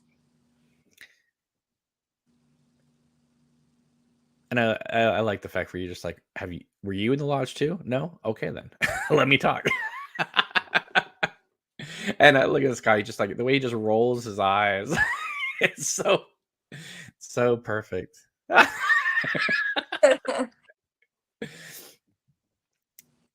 How do you feel about this scene? Since obviously it wasn't what we originally had planned, but yes, I'm happy with it despite knowing what it was supposed to be. I like the way it plays out, that everything is there. I definitely would have liked to have the more, chaotic environment, because that does add a little bit more motivation to run, a little bit more of, kind of a panic. But at the same time, what is being asked of her is definitely enough to cause that panic and to cause that anxiety and to make her want to get out of there. And that was my idea, is that for every change we had to make because of the pandemic, we did not make a change that detracted from the film. Exactly. Like even though this is a change, the scene is still strong. So it doesn't bother me in the slightest. In fact, because I adore everybody's performance in this scene, I'm not willing to trade it now. You know what I mean? Because I think everybody is just spot on. They are. And I think it actually really ends up tying in nicely to the scene that's coming up between Dean and Annie in the woods. I think it also would have worked with the station, but yeah. I think they both play great. So I don't think anything was lost. No, I mean, the necessary lines were there. You're actually less antagonistic in this scene than you would have been in the station scene, because I don't have the antagonistic Bookhouse Boy. Yeah, so basically, there's sort of a Bookhouse Boy that's sort of kind of, he's sort of the team leader or so of and he kind of like tries to pull rank on you, and you're basically like, look, you guys seem to need me more than I need you, and so maybe you should start treating me nicer, and then that ticks him off, and then that ticks you off, and so basically it's like you're getting you see all this activity, and then you're getting all this antagonist. So it's like, you know what, guys, I'm out of here. Goodbye. You know what I mean? And you go. I don't need this. Yeah, I don't need this at all. I like that look. You flash like, ugh. She was a nun. You're right. That actually was not a Dean line in the script. That was the bookhouse boy that says that to Major Briggs. But because I really wanted to still have that kind of punchline at the end, we gave it to Dean. So this was another moment of the pandemic. It's really funny. We shot a bunch of footage of Cooper at the office with Diane at the office. I don't know why. I think we just shot a bunch of like extra footage in case we needed it for like one of the montage scenes, whatever. But I'm glad we did, because we end up, like I said, we lost this location, right? So we didn't have the scene of Diane saying, Agent Cooper, you know, we, and I really would like to talk to you outside. And Diane was supposed to be at the door, like talking to him at his office door. But because we couldn't shoot that, we had all this extra footage. So I basically used other footage we had shot to create sort of her on the speaker saying, I need to talk to you. So we ended up kind of fixing that situation. Otherwise, what are we going to do? Cut from you running in the woods to all of a sudden just Cooper and Diane outside talking? Like, that would make no sense whatsoever. You needed to have that, I need to talk to you, come outside moment. So thank God we shot some extra footage so that we could do sort of a speaker ADR for it and tie this in together. Nico and Mindy killed it here because their performances are great. Tremendous amount of car noise, tremendous amount of wind noise. So they ADR'd this entire scene. And, I was kind of did a count. I think we ADR'd nearly 200 lines of this entire film. We did. Right. But I've had people say to me like, oh, I didn't even notice. So that's great. And that's the thing. There are so many films that are ADR completely that we entire film, but we don't even know, like a lot of really big major films that, you'd be surprised to learn are completely ADR. Right. Like they've, the couple of the Star Wars prequels entirely ADR, Lord of the Rings, ADR, a lot of it. So what we did was we made sure that that the ADR lines did not become completely intrusive, where it was just kind of like, well, that just caught me off guard. So it's like, I think we had a rule that's like, if we had to ADR more than like 3 lines, that we would just ADR the whole scene so that it wouldn't stand out as much.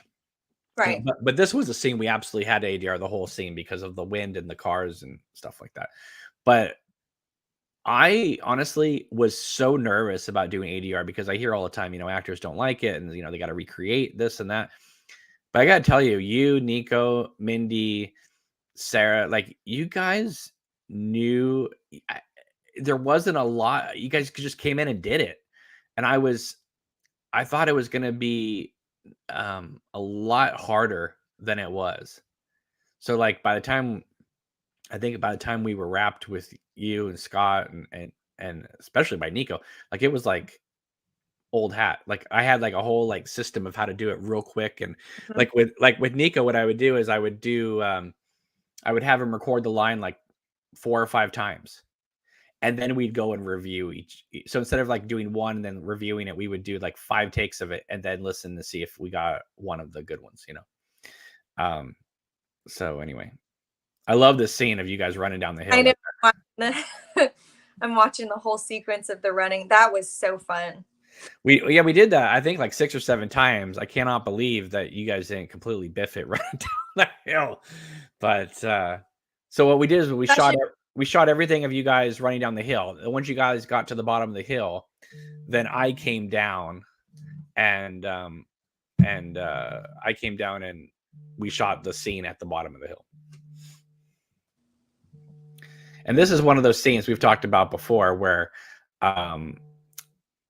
you on the script it's there and it's a nice scene and you feel like it's it's a lovely scene between you and Dean, but once you see it all cut together, your performances, the music, the location, it's like 10 times more emotional than I even considered it to be as a as a just a scene in the script.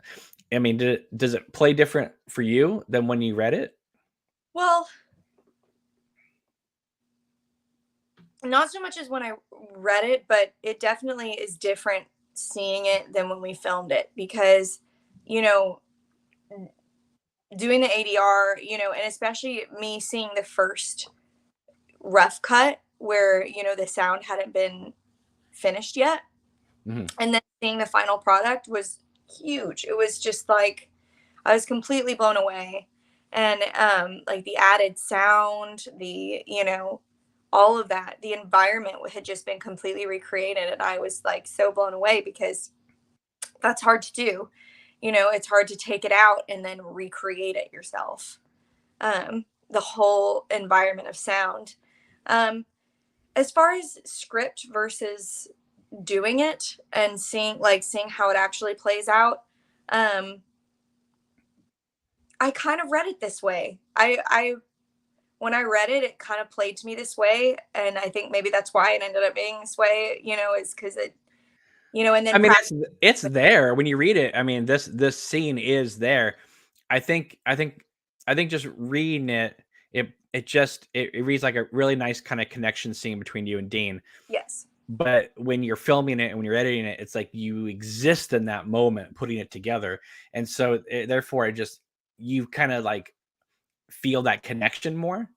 Mm-hmm. And so I think the scene, like, it's one of those scenes where it's like on the page, I think it reads fine, but I think the performances and the location elevate the scene to even it's like you guys took the scene and you did what actors do and you put it on its feet and you made the scene really live. And I was just really surprised by that because it was like a scene that I honestly didn't.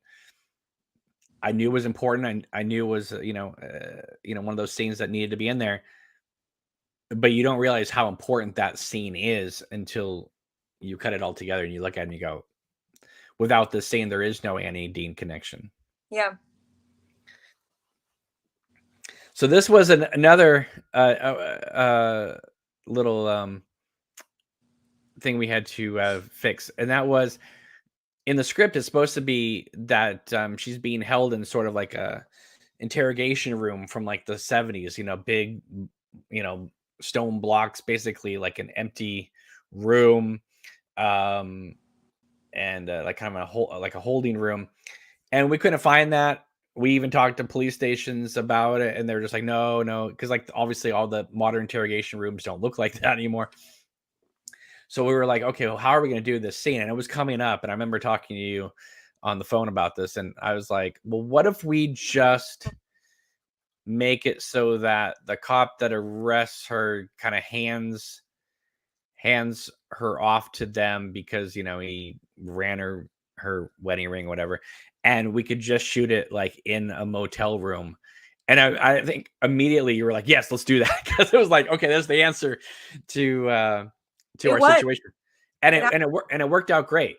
It worked out great because I love this scene. Works even better than I think it would have in just an interrogation like room. I think so. I mean, it wasn't going to happen. I mean, I spoke to police stations, I went, that's what wasn't going to happen. And so it was either find a space and completely build the room, right, or come up with another idea. And it really, I think, plays well. And I think it actually worked out for the best because it plays into Windham's underhanded tactics, kind of playing all this under the noses of law enforcement. And it makes sense to me. And it honestly, it ended up making more sense to me to do it this way. Right. And of course, having the lamp right above Caroline, it's a very David Lynch Inland Empire type of thing. And I mean, the room just kind of came this way. We just utilized what the room had. Here's a little editorial trick here. So I shot for Cooper's close up behind Caroline, and because of the lighting in this room, it didn't show this way on the camera. But when I got into the editing room, it was very clear that the camera was focusing on Caroline's hair than on Cooper.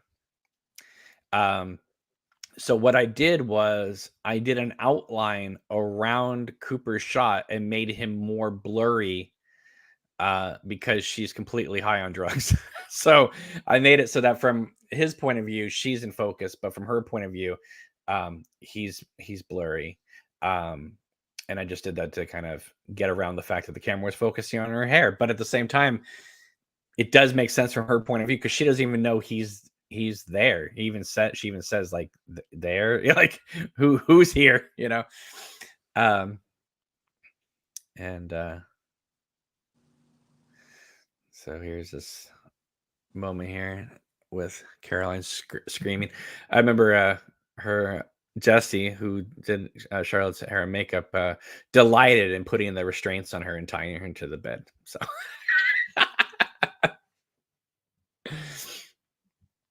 and here we have you and Dean doing a little house makeover because you're like, I'm not going to live in this pig pen.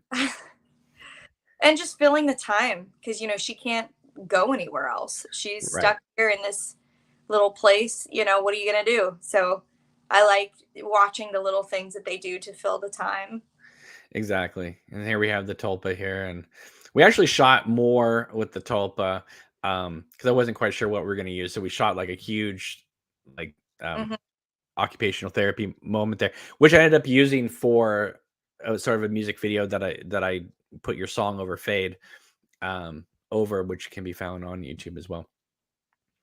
So this was, I mean, it's hard enough doing scenes, but when you're doing all these little moments that you're going to pepper in with these, like with this music and stuff, that's something where you really, we need this moment, we need this moment, we need this moment. I like how you just like starting to like to go out and Norma catches you here.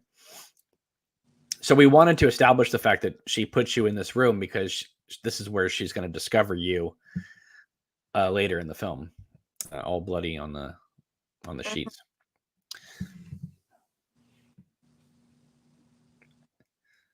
And I just love the fact that we're dealing with, you at Dean's house, the tulpa at Norma's house or in the hospital, Cooper, Windham, and Caroline.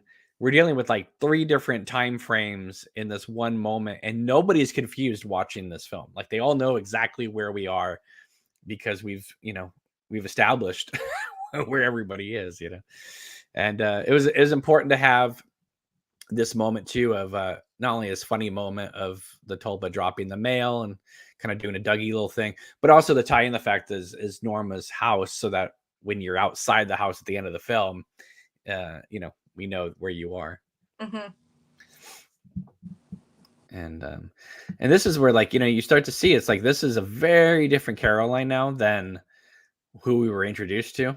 I would think that after what happened to her. Right, that's what I'm saying. It's like you see that the character is evolving and changing, and she's not just a one note. She's not. And you see that in the script for sure. You see that in the writing, that she's changed, and it's written a lot through action and less through obviously lines. But you still see it, which I thought was very cool. Right. I mean, she doesn't even notice her picture's missing, because Cooper took her picture, and she's just ripping up Wyndham's letters, and I mean, I love the fact that you're just like cracking up at Dean, but at the same time though, because the camera's holding on you, we're seeing that how much you're starting to like this guy and starting to build, and you see that right. Right, and then to have the the cut of you as the tulpa spinning around in the swing, which, by the way, took some time because we had to get the spin exactly right. That one was my idea. I was proud of that. No, it was great because at first I thought Norma would be watering, and then you would just be, like, sitting there. It would just be, like, a great little moment, just like, "I know where Annie is." And then you were like, "Yeah, yeah, well, we could have her spin." And then I was like, "Okay, let's try that." And I'm so glad we did because it's so funny to see you just spinning around like that. And and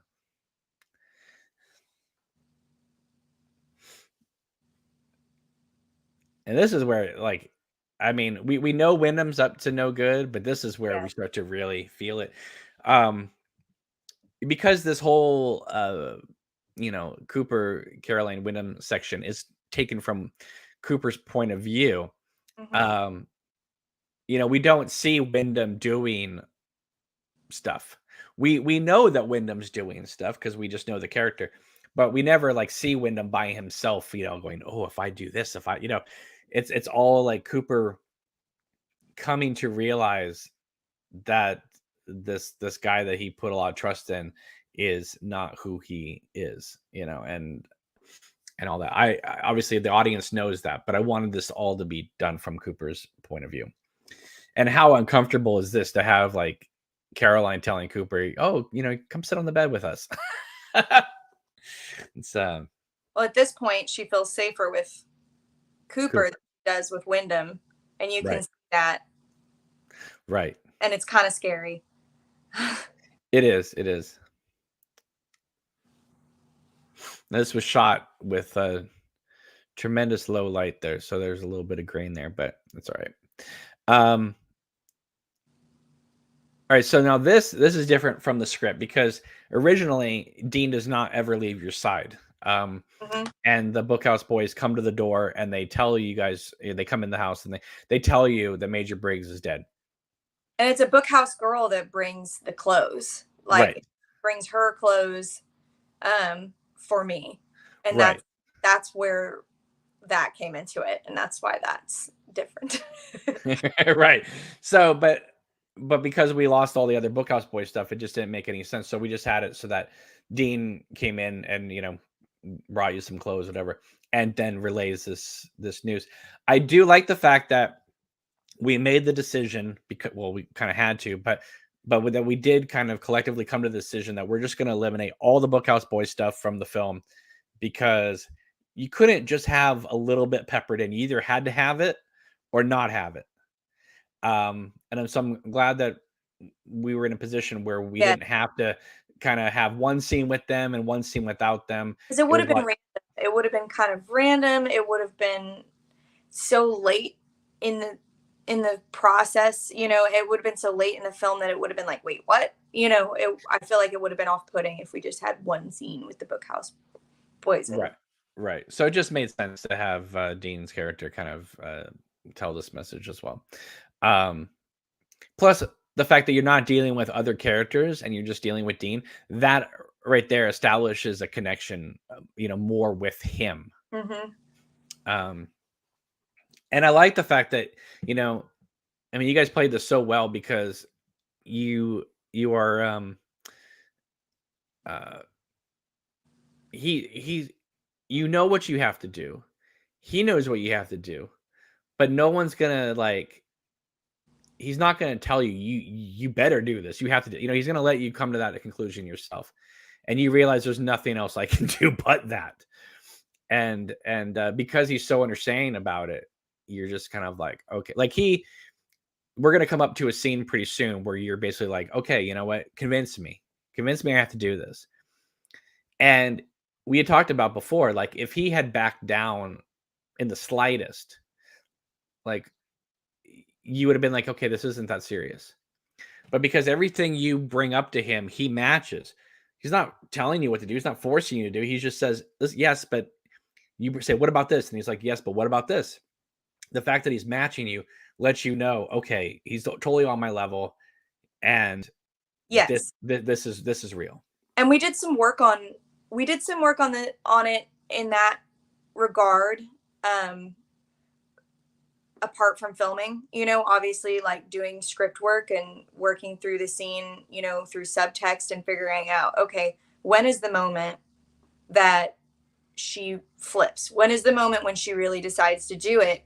And we decided it was the line when she says, you know, all choices have consequences, Mm-hmm. or, you know, or, and he said that doesn't always have to be a bad thing. Right.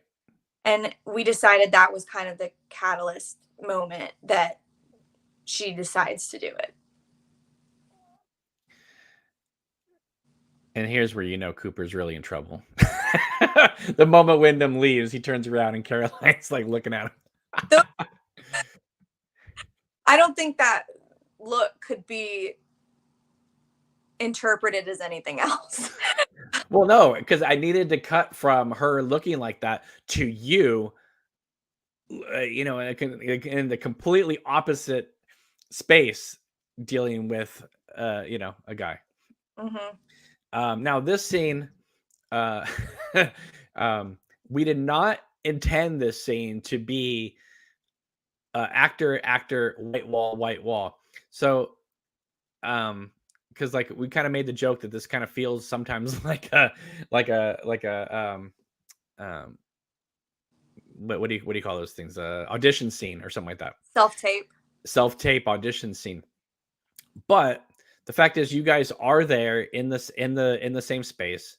Yes, this was shot during the pandemic, but it's not like you guys were shot in two different times. No, same place, just happen to have neutral walls. Right. But it's okay because when he crosses over and we see kind of the wide shot and we see, okay, you guys are in the kitchen basically, and there's, you know, more white wall. It just, it's like, yes, it does kind of sometimes feel like a audition self-tape. It's the only moment in the film that does, just because just of the nature. But at the same time, it does work in the fact that it isolates you two, where it's nothing else to look at but your faces and your words. Because I thought if you guys had been in the living room, sitting on the couch having this conversation, it wouldn't have the urgency. And, you know, there was a lot of like, you know, modern appliances and things like that. So we couldn't really do like swoosh pans or stuff like that. So it needed to be, you guys needed to be isolated. And but then when he crosses over and you guys are together, it's almost like you guys are separate, and then when he crosses over, you guys are now in the same shot together. And that was just honestly a form of necessity, because I mean, this was shot in the same location that he comes in and tells you that Major Briggs is dead. It's the same area. It's the same area. It's just you guys have moved to opposite sides of the room. I mean, and it didn't make any sense to have this scene like take place in, you know, like in the bedroom where like you tell Dean goodbye, like, you know what I mean? Like you guys are gonna move into that room and have this conversation. No. So it's just kind of like, you know, we had what we had. But at the same time, though, I do like, I thank God for that little, like, is that like a little phone box or something like that next to Dean? It looks like a jack, like yeah, like a plug. Well, whatever it is, I'm glad it's there because at least it kind of gives something to the background of his shot there. Yes. But I mean, I love this scene. You guys, your performances are great. You know.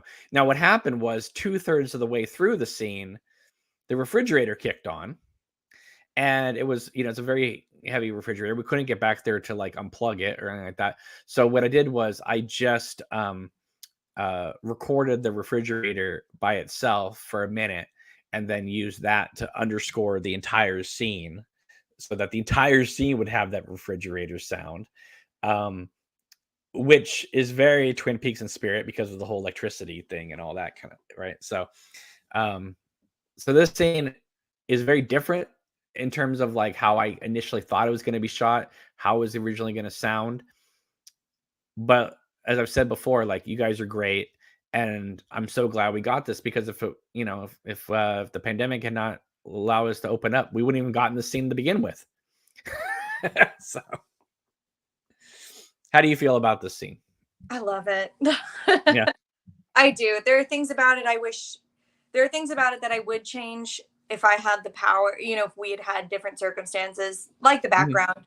But, the scene itself, I love so much. I think it plays really well. We totally connected. But And like I for actually for like, instance, were you guys just sitting here? Like here? Like obviously you see the white wall. So you see like, okay, you know what I mean? It wasn't just like, we just stuck you guys in front of like something. uh, yeah, You guys are in the kitchen. So yes. I especially like this scene too, because it adds that kind of levity to a really dark situation, as Annie puts it earlier in the film. now at a certain point, she says to him, all right, when do you want me to do this stupid thing? And he says, tomorrow, first light. And she goes, okay, well, there's some things I need to do beforehand. And he goes, okay. Now, again, this is setting up the fact that um, there's a whole sequence in the middle of the film of the Bookhouse Boys taking you to the woods. Mhm. So what you're telling him is actually something you're interested in doing, which ends up being basically like a different timeline altogether. Um, because we ended up adding the scene of you saying goodbye to him in the bedroom, which honestly, the more I mean, not that I ever dislike the scene at all. I love that scene, but the more I see that But it scene, was a change you had to make. So no, obviously, well, yes, obviously, but what I'm saying though is that every time I see that scene, I love it more and more and more to the point where I'm like, I wouldn't want the film without that scene now. well, I'm glad. I'm glad because when I had the idea, I was, I thought it worked really well, and I knew you'd be able to write it well. Um, and Well, that was one of those scenes that I think that we kind of workshop together. Like we did. we're driving, we're just like, I'm like, well, there's another idea I have, and you're like, you immediately sparked to it. You're like, I love that. And so I came up with the thing that was like, well, the only way out, this saying kept popping up in my head of, the only way out is through. And um and I really, really liked that. And I thought it was powerful, and it may be something you see in other films, but you see it for a reason. You see the empathy there, you see um caring about others, and caring about others more than yourself, and I think that's a really good message to send. Yeah, I mean, so the original intent is that you are led into the woods by the Bookhouse Boys. They form a perimeter around you. Slowly, one by one, they either disappear or get killed off. Um, and you make a run through the woods, and you can't find anybody, and you're all alone. And so you start saying the The prayer that you end up Yeah. saying on the bed, and then at a certain point, the drapes just kind of fall over you, and you've basically been like just pulled into the lodge. The lodge grabs hold of you and takes you in. But because we couldn't shoot that scene because of the pandemic, and we needed to have Dean go away for a while, we decided, okay, we're gonna have this moment where you're gonna say goodbye to him because you don't want anything bad to happen to him. It's almost like I kind of played it with the idea of like because there's the different timelines and stuff like that. I thought Annie would have the fortitude to see ahead and be like, you know what, something bad's gonna happen if we go out there, and I don't want anything to happen to you or anybody else. So I'm gonna, instead of waiting for the Black Lodge to capture me, I'm gonna go to it and say, listen, if you have a problem with me, let's go right now because it's either my time to go or my time to succeed. you know. Yeah. So anyway, so this is we'll get to that in a minute, but here is the moment where I mean, again, this is sort of mirroring the previous scene of Cooper and Caroline on the couch where he's talking to her about his past crushes. Obviously here they are together again, but now she's wearing the floral dress, and obviously we're going to get to a point where this is the dress she ultimately dies in, Mm. which um, makes sense why he's thinking about her in that dress in the second season finale.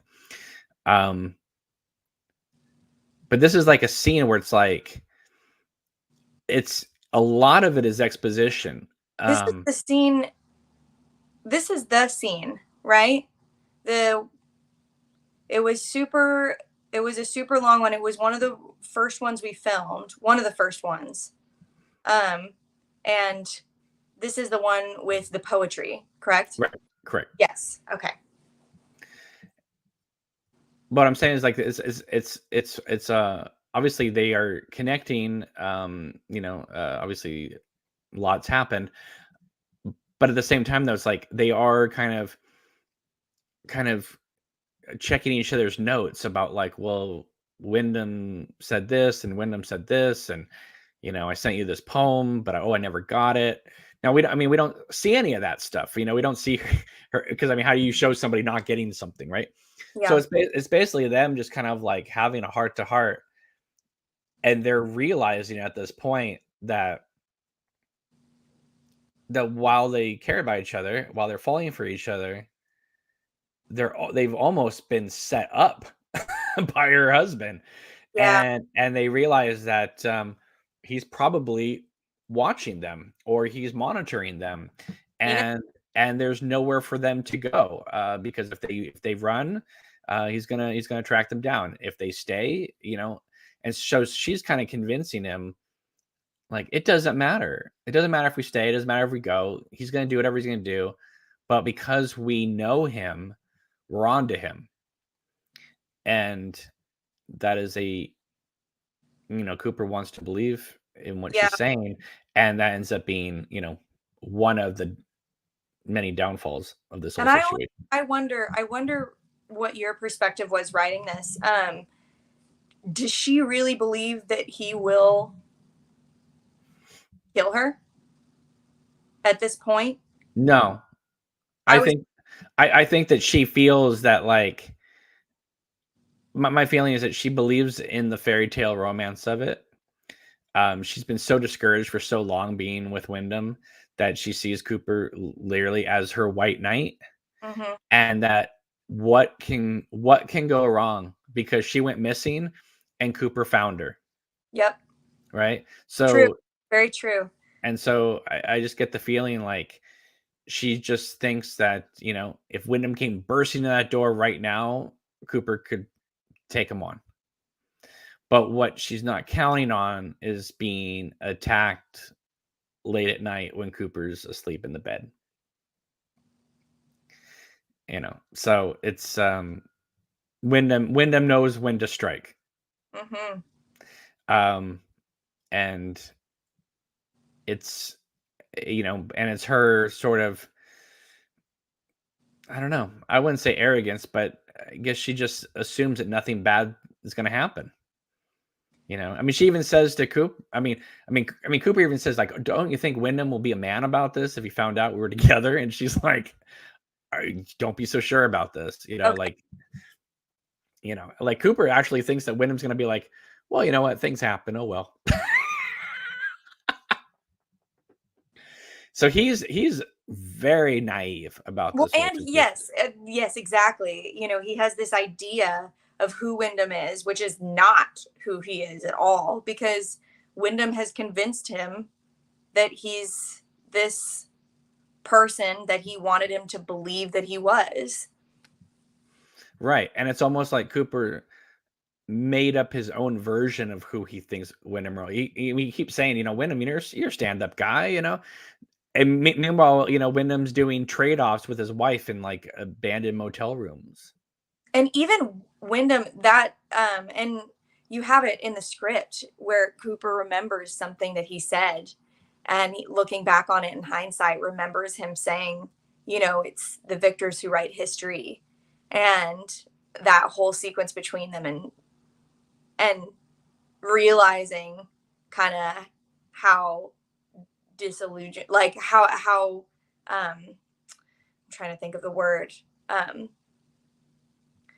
well, naive he was. Oh yeah, even when, yeah, like you said, when he's at the door, and you're just like, remember, history is is written by the winners. Um, and I don't think that Wyndham was just trying to wound Cooper. Mm-mm. I do believe that Wyndham tried to kill them both. And but because Cooper survived, Windham had to play up the mental angle a little further than he was expecting to. Little editorial trick here. When they kiss, whenever I cut to another angle of them kissing, I would always back it up a few frames or a second or so their kiss would be more intense, like a little longer. That's and and here they are, slow dancing. We shot this about 12:30 in the morning, 1 o'clock in the morning. I was having so much. I think I was hiding behind the chair. You were in one shot, not in this shot. Not in this shot, but at one point, because I remember I was playing music for them to dance to while we were filming, right. because we knew, you knew that you'd be putting the song over it, but we needed something for them to dance to. Right. And so we played that song, and I just love oldies. I love that whole style of music. So that was also just the idea of showing her dress moving back and forth with and then with the chess pieces right there. It's like, this is Wyndham's world. I even included the shot of them, through the window to obviously imply that they are being watched. I remember talking about that when we were filming too, because that was referred to as Wyndham's POV shot. Right. And then obviously here's Dean walking you through Jack Rabbit's palace and all this, because we had a whole scene of where the Bookhouse Boys is telling you what you need to do when you get to Jack Rabbit's palace, but because we couldn't shoot that, we had to have Dean tell you what to do with the dirt. So we kind of included that here. Obviously your message that you're supposed to give to Laura changes a tremendous amount between what you're being told to say and what happens, and that's because obviously you're not expecting to meet Dale Cooper in the lodge. So no, it completely throws me off. And then everything else too, reliving the most traumatic memory of my life. Right. So, and here you have obviously them kicking down the chess pieces, which I remember when I came up with that idea for the script, I was just like, that is, you could not do a bigger FU to Windham Earl than just kicking down the chess pieces and then him carrying her up the stairs, which again, in the script, I always envisioned Windham Earl's house as being sort of a one-story kind of, small little house. Mm-hmm. And then when we got the location to shoot it here in this kind of big house, we kind of decided it's more Caroline's house, and Windham just kind of, he has his study. Yeah, he gets to live there because they're married, but that also meant that when Cooper carried Caroline into the bedroom, they'd have to go up the stairs, Gone with the Wind style. Yep. Which is a long staircase, let me tell you. It's easier said than done. I think we did about 2 takes of it.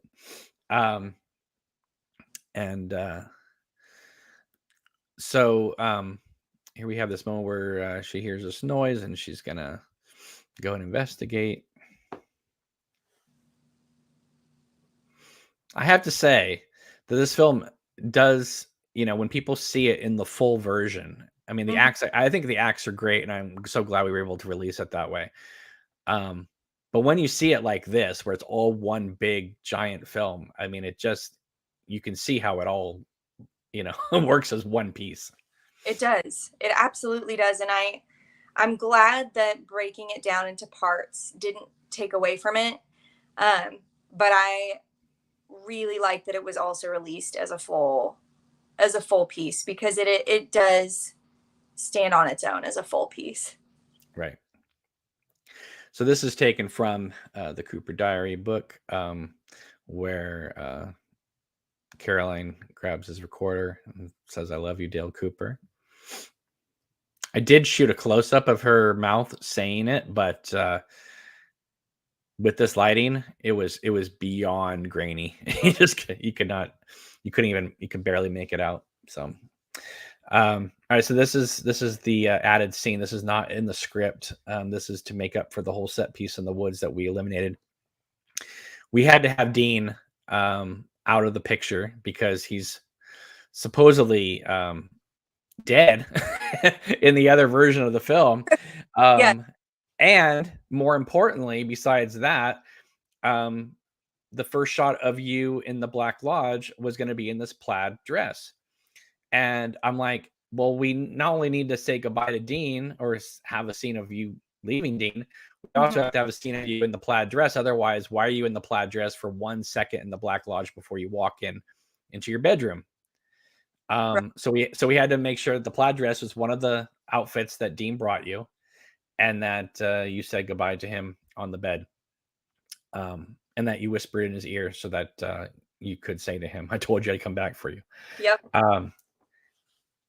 I remember when you came over and to do your ADR and you saw the scene, you were kind of taken aback by it. I think you were surprised at how raw the scene plays It compared to when we were shooting it. it does. And it was so I was, kind of on the verge of tears while filming it. And I thought that the sound turned out good for being just raw sound. I thought it worked, and I was worried that if we did an ADR anyway, that it would take away from some of the emotion of the scene. And I didn't want to do that because I thought it ended up being a really sweet, emotional scene. And then going into the prayer too, I also thought was really, really visceral, for lack of a better word. Right. So instead of saying the prayer in the woods and being taken by the lodge, it's like you're saying the prayer here to be Yeah. like, okay, lodge, you ready? Let's rock, And to have your hair on the pillow like that is wonderful, and then to tie that in with the fan, which again ties it in with like Laura and the fan and all that. It just connects you more with the characters. So so even though the scene wasn't in the script, I'm so glad we ended up shooting this because it's like don't I feel like the film isn't the film without that scene now. Mm-hmm. So this is the shot. We shot this Black Lodge stuff prior, like a couple months before we shot the previous scene. So that's what I was saying. Like, we got to have you in the plaid dress because we already shot you in the plaid dress. Yeah. And it couldn't just be like all of a sudden you're in a plaid dress for, 2 shots, So we had to like make that work here. Now we were always intended to have strobe lights in the Black Lodge sequence. I was not planning to have this much strobe in the Black Lodge, and that's mostly because Ben, who did the visual effects, he had to color correct all these drapes because for whatever reason, we couldn't find red velvet, but we found black and gray velvet. Yep. So we had to color correct all the drapes. The thing is, though, is that your hair is fine, but like right at the top, there was like little frizzy parts. Yeah, So because when you it's curly, it's naturally curly hair, and right. so it has frizz, and that makes it really, really hard for editing because this. Well, yeah, because when we color corrected it, the frizz ended up getting the red because it was part of it. And Mm-hmm. so in order to get around some of that, we had to put some extra strobe lights in there just to kind of get around it. Otherwise you would have like the top of your head would be red at times. Yeah. So we ended up again, editorial trick, but had to make it work. So originally in the script, you walk into your room and your room is like this like full on like 80s teen girl room. And so there was a lot of stuff to look at, and you would hear kind of like a ticking clock and basically like you're looking all around and you're just like, okay, this is my bedroom. What am I doing here? But we ended up, because of the location we had, I didn't feel like, I don't know. I mean, I guess we could have, but at the same time, that would have been like a whole day process, like decorating the room. Mm-hmm. So we decided to kind of go the opposite way and kind of make it more of like, kind of like a church girl room where it's like very minimalistic kind of stuff. But that meant that there wasn't a lot of stuff to look at. So we couldn't put the ticking clock sound there because then obviously you'd be like, there's not stuff to look at. So I wanted to kind of make it more of like, oh my God, I'm back in my teenage life's room, So I ended up putting the Thompson Twins song over it, which just makes everything, especially with your bathrobe. It's like because this is the lodge, you're in Yeah. the lodge at this moment. It's almost like the Black Lodge is approximating what a teen girl's, life is. So they stick you in this, like, this Queen of Hearts, gaudy robe. And it's like, I don't know if this is what Annie is walking around dressed up as when she's, 18 years old. I almost think the Black Lodge is approximating her wardrobe and all that. So we ended up changing just sort of the style of how we went into this sort of recreation scene. But so I think it's a little bit more funny than it would have been in the in the scripted version of, and because you had so much stuff in the room after you attempted to commit suicide, there was you like destroyed the room. You ripped everything off the walls, you broke stuff, you did, and so it was a much more like operatic thing. Yeah.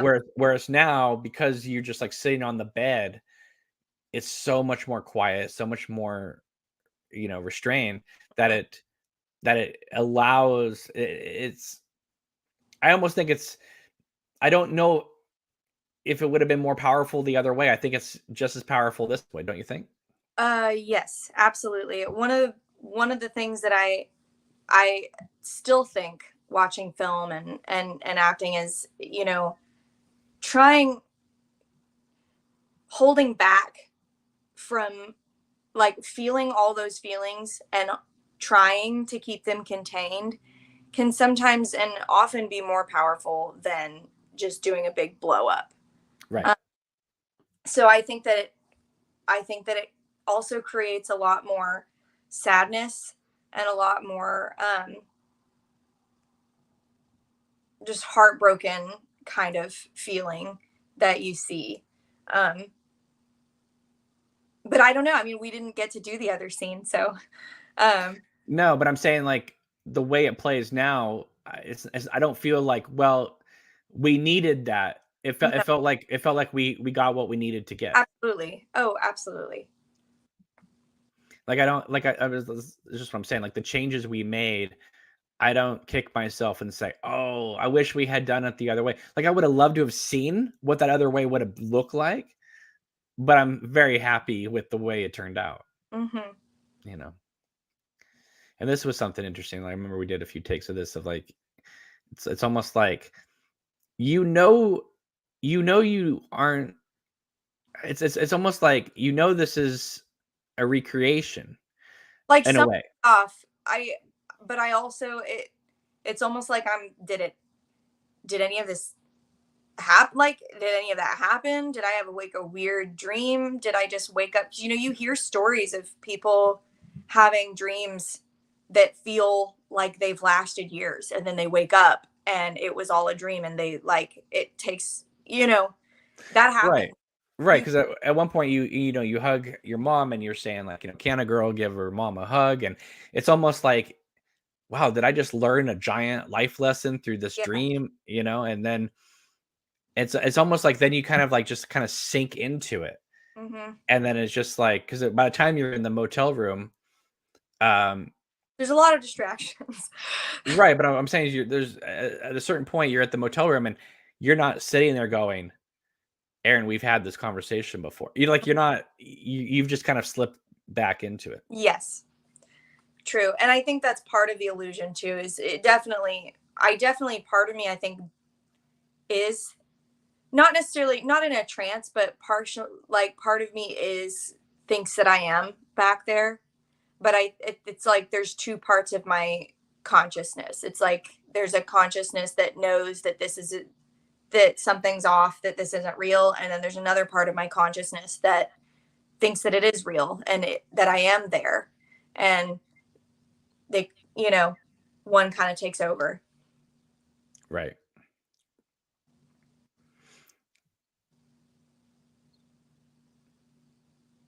Uh,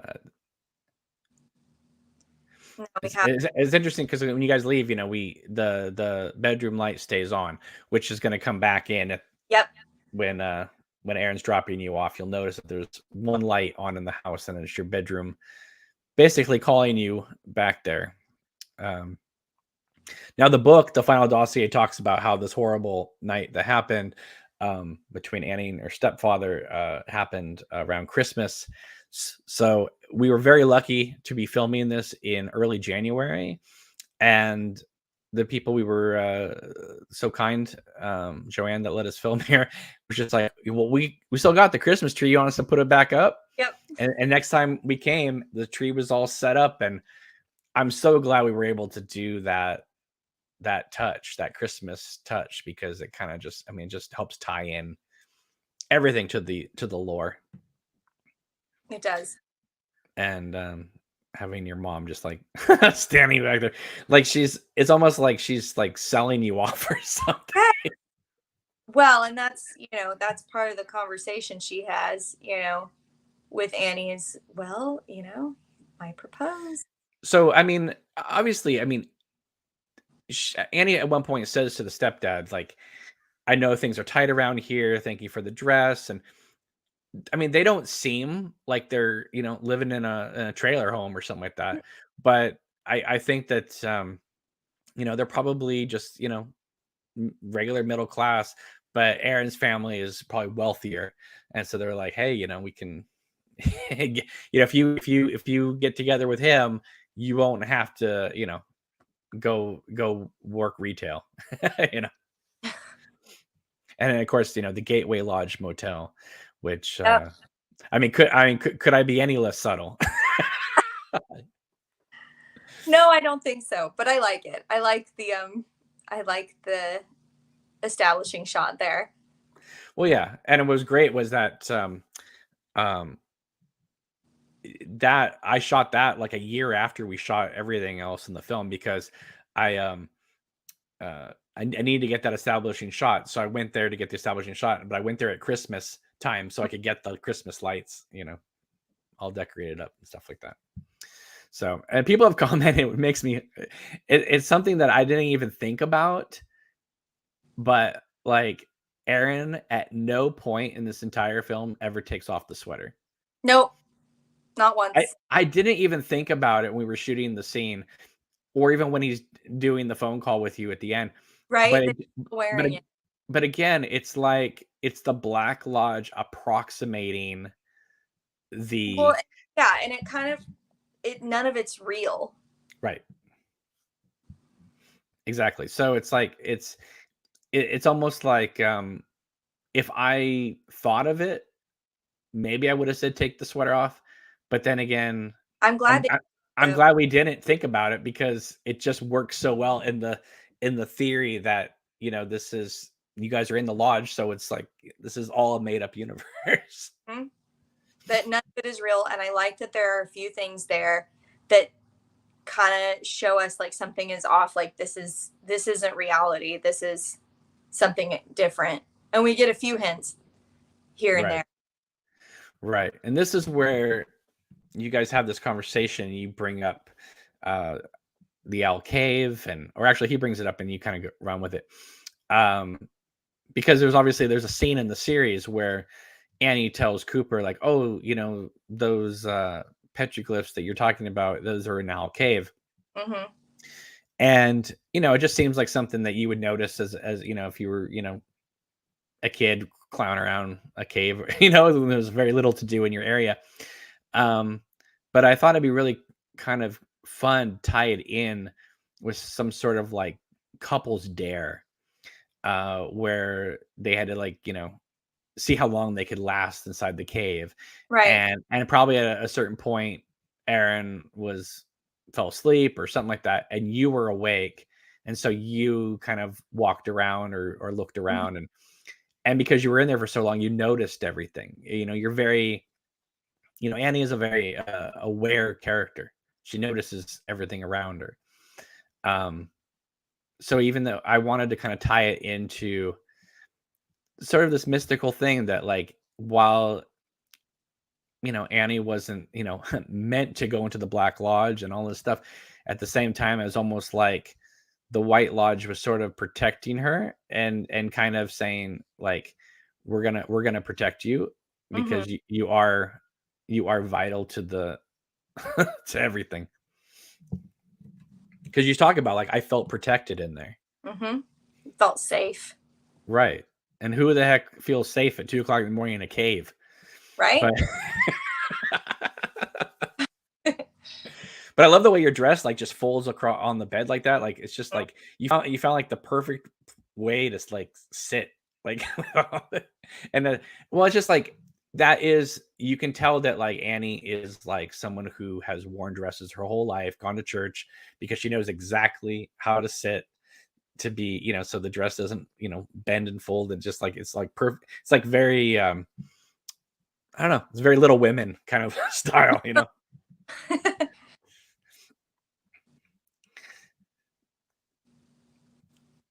and So here we have the sleazy conversation of mhm. Right. So this this is this always gets into the conversation like, okay, well, she didn't sleep with Aaron, she did sleep with Cooper, was Cooper the first person she slept with? I'm gonna say, as someone who has written the character, I'm gonna say no.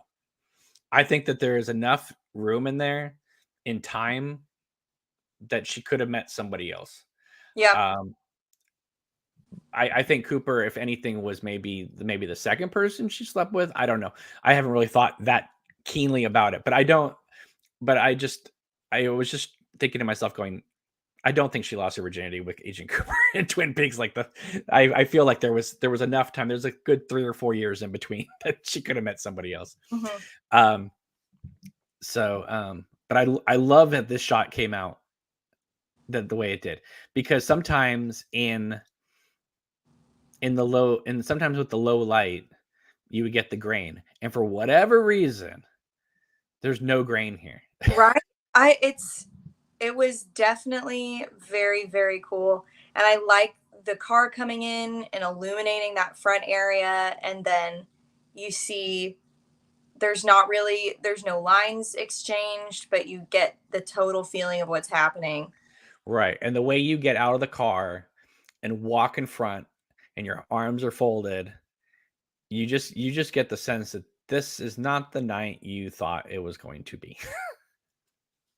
Now we did shoot you saying goodnight and him saying, something like see ya, whatever. Um but I felt like the scene was so powerful as is you didn't need any lines. Hmm. And you kind of get, this look on, you can't see your face, but just your body language at that moment is just like, are you kidding me? All right, fine. Like he walks up to the porch, meets you in your living room, but then just like basically throws you out of the car at the end of the driveway. And it makes me wonder, like, did we even go to the Christmas party, or did he just like You didn't go to the Christmas party. take me home? Like, No, I don't even think you asked to be taken home. I think he just took you home. Like you thought you were going to the Christmas party and you're like, oh, are we going there? No, I'm taking you home. Like, yeah, right. I think so. I think that's what we discussed too when we filmed it. It was like, yeah, you didn't go. You didn't go. Maybe you thought you were going to go after the motel, but then he just took you home. And because this is because your look here of just, you look deflated, Hmm. right? This is, and I And the love, whole thing was like, my character thought that like he was going to introduce me to like his family friends, that he was right, like, and it's almost like there was like a test beforehand and I failed. So right. It's like if you guys had slept together, you would have gone to the Christmas party, yeah, probably. right? I don't think he would have just dropped you home after No, that. no, they would have been like, all right, yeah, this can work. Yeah. But I love the blue light when you come in from the Christmas tree, and Hmm. then the contrast with the hall light with that big staircase, and you going up. And so originally in the script, this scene's supposed to be in the living room. You walk in, and Roland, your stepdad's sitting there watching TV, whatever, and this whole scene was supposed to play in the living room, and then your mom was supposed to come in at a certain point. But I think we felt like, um because we weren't sure, obviously, the people hosting us, letting us film in the house, Yeah. we thought that this scene might be a little extreme if they were watching us film this in the living room, especially since they had, a teenage kid and stuff like that. So I was just kind of like, why don't we just move this to the bedroom? Mhm. Um, and honestly, I think it works better here than it would have, because one, we get that great moment of you walking in the door with the blue light and then going up the stairs deflated. That's I wouldn't trade that for anything. Mhm. But I do think that the scene is is better here because in the living room you could have easily, left and gone to the kitchen or gone, whatever. Yeah. Here, he's standing in the doorway of your room. There's nowhere for you to go. It's very uncomfortable, and I agree, it's definitely made more so by being in her bedroom. Right. Because what he's asking, what he's implying, and the fact that this is your space, this is your room, and he's blocking the door. Um, and the fact that you're trying to, you know, be a nice person, he bought you this dress, and and it's not like he's like someone that you just met 2 weeks ago. He's probably been in your life for a few years. Calls him dad. Right. Yeah. Exactly. So, and I like how you just like push him off. Yeah. Now, um, now, Vivian here just says, let her go, let her go. Now, in the original scene, I think he was supposed to like be still like holding on to you. Yes. Same time, like he was so tall and so big, as Yeah. just as like a human being, that like it felt like he was cornering you anyway. So he didn't have to have, because if you shoved him off and then he grabbed you again, well, then that's definite assault, right? No matter what.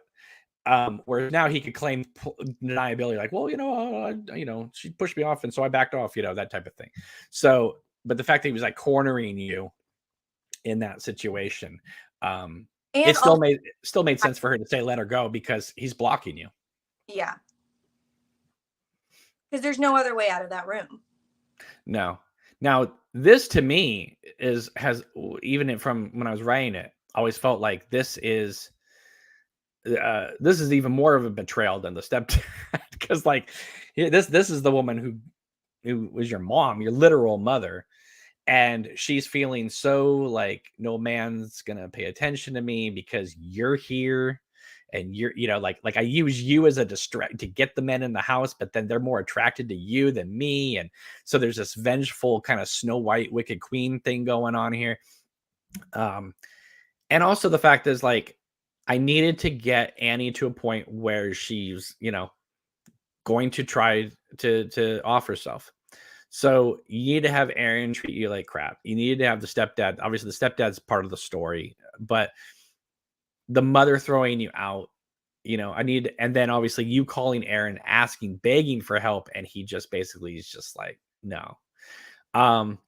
Having all of those things, it's almost like Annie's her life is going 0 to 60. And it's almost like when she tries, it's not oh, I've been thinking about doing it for weeks. It's almost like she needs a release, and then she doesn't quite realize what she did until it's too late. Yeah. And also the fact that the Black Lodge conveniently Pushes. Yeah. It's like, here's a letter. well, she throws her phone. Now the phone that she has is actually Laura Palmer's phone, Yeah. which is another connection there. But when she throws her phone, where the phone is where the letter opener / blade is. And it wasn't like, oh, you just keep that conveniently there. No. It's like, no, the law just saying, here you go. Yeah. And and we had talked about this before, and you came up with this really great.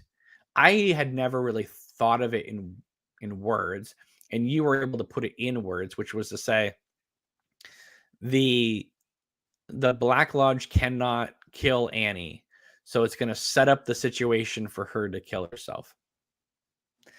Because the only way that Annie can go is if she takes care of the problem herself. Yeah. The Black Lodge cannot harm her. She's too powerful. And I don't even think Annie realizes she's that powerful, but the lodge knows she is. Mm-hmm.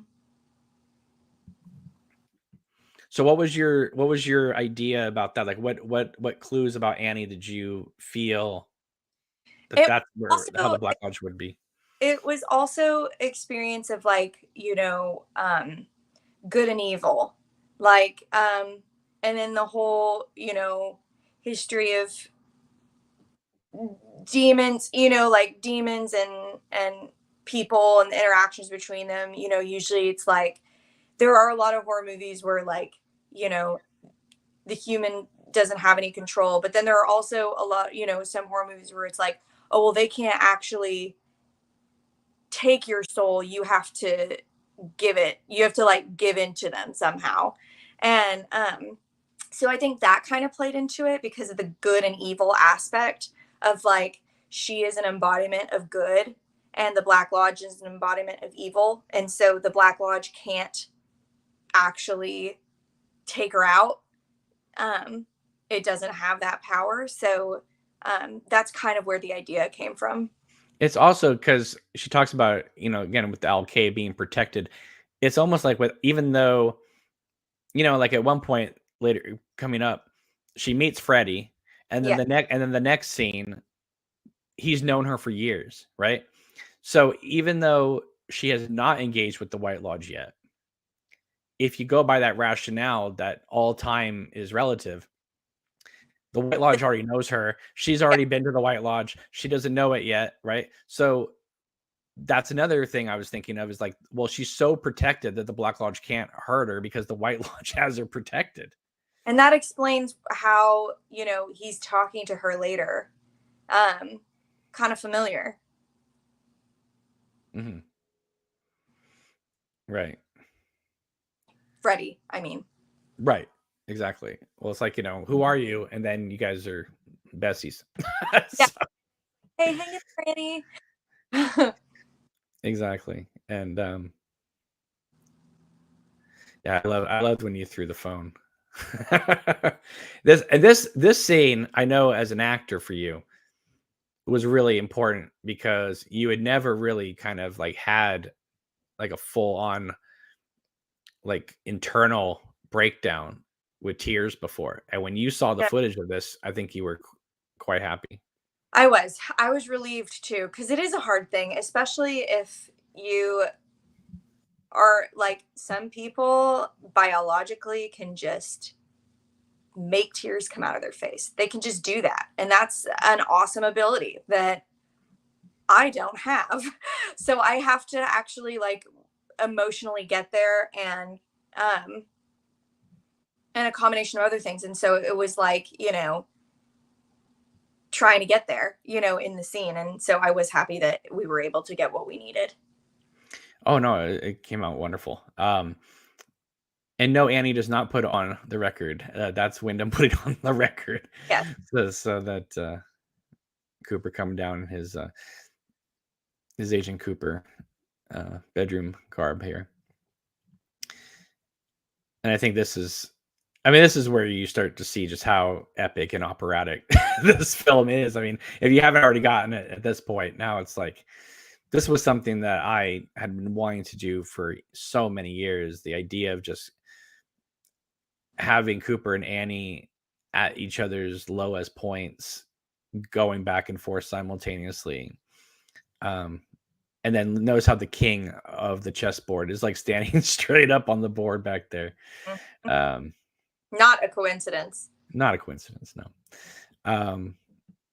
Now this scene between Cooper and Charlotte was filmed their second day.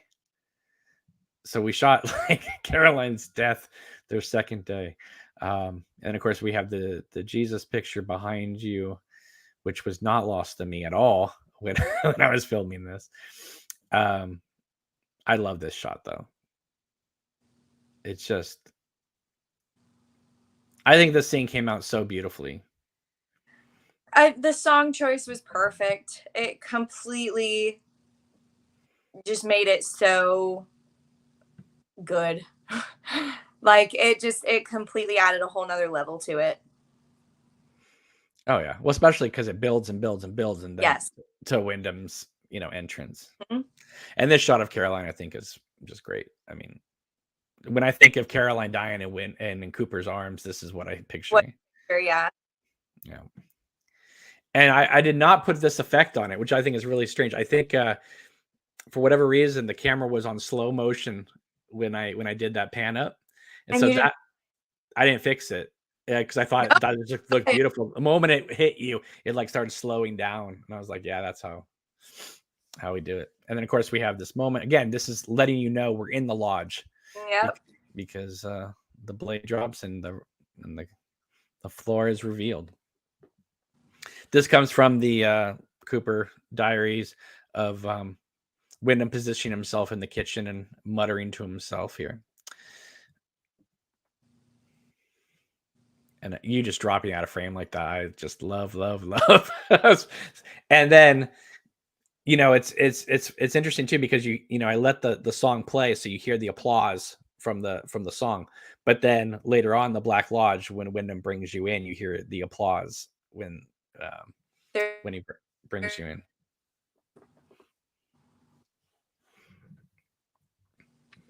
And this was something that was, it was a little difficult because it's very hard to shoot strobes with a camera, because you can get about 3 to 5 seconds of good lighting with it, and then all of a sudden the shutter speed freaks out. It doesn't know what to do.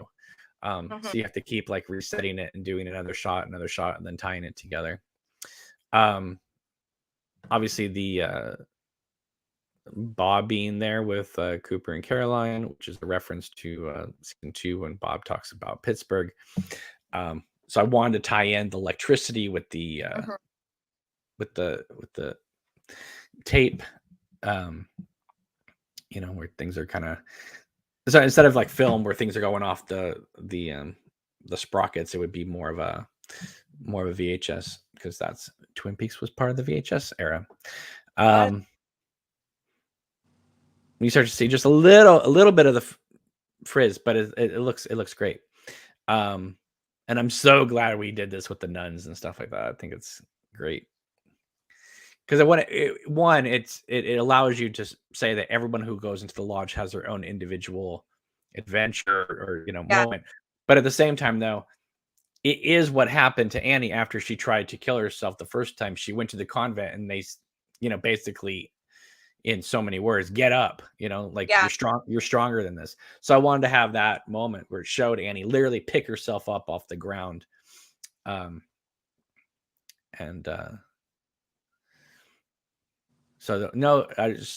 folks, this is not green screened at all. This is, we had the drapes, we had the floor. It's just color corrected.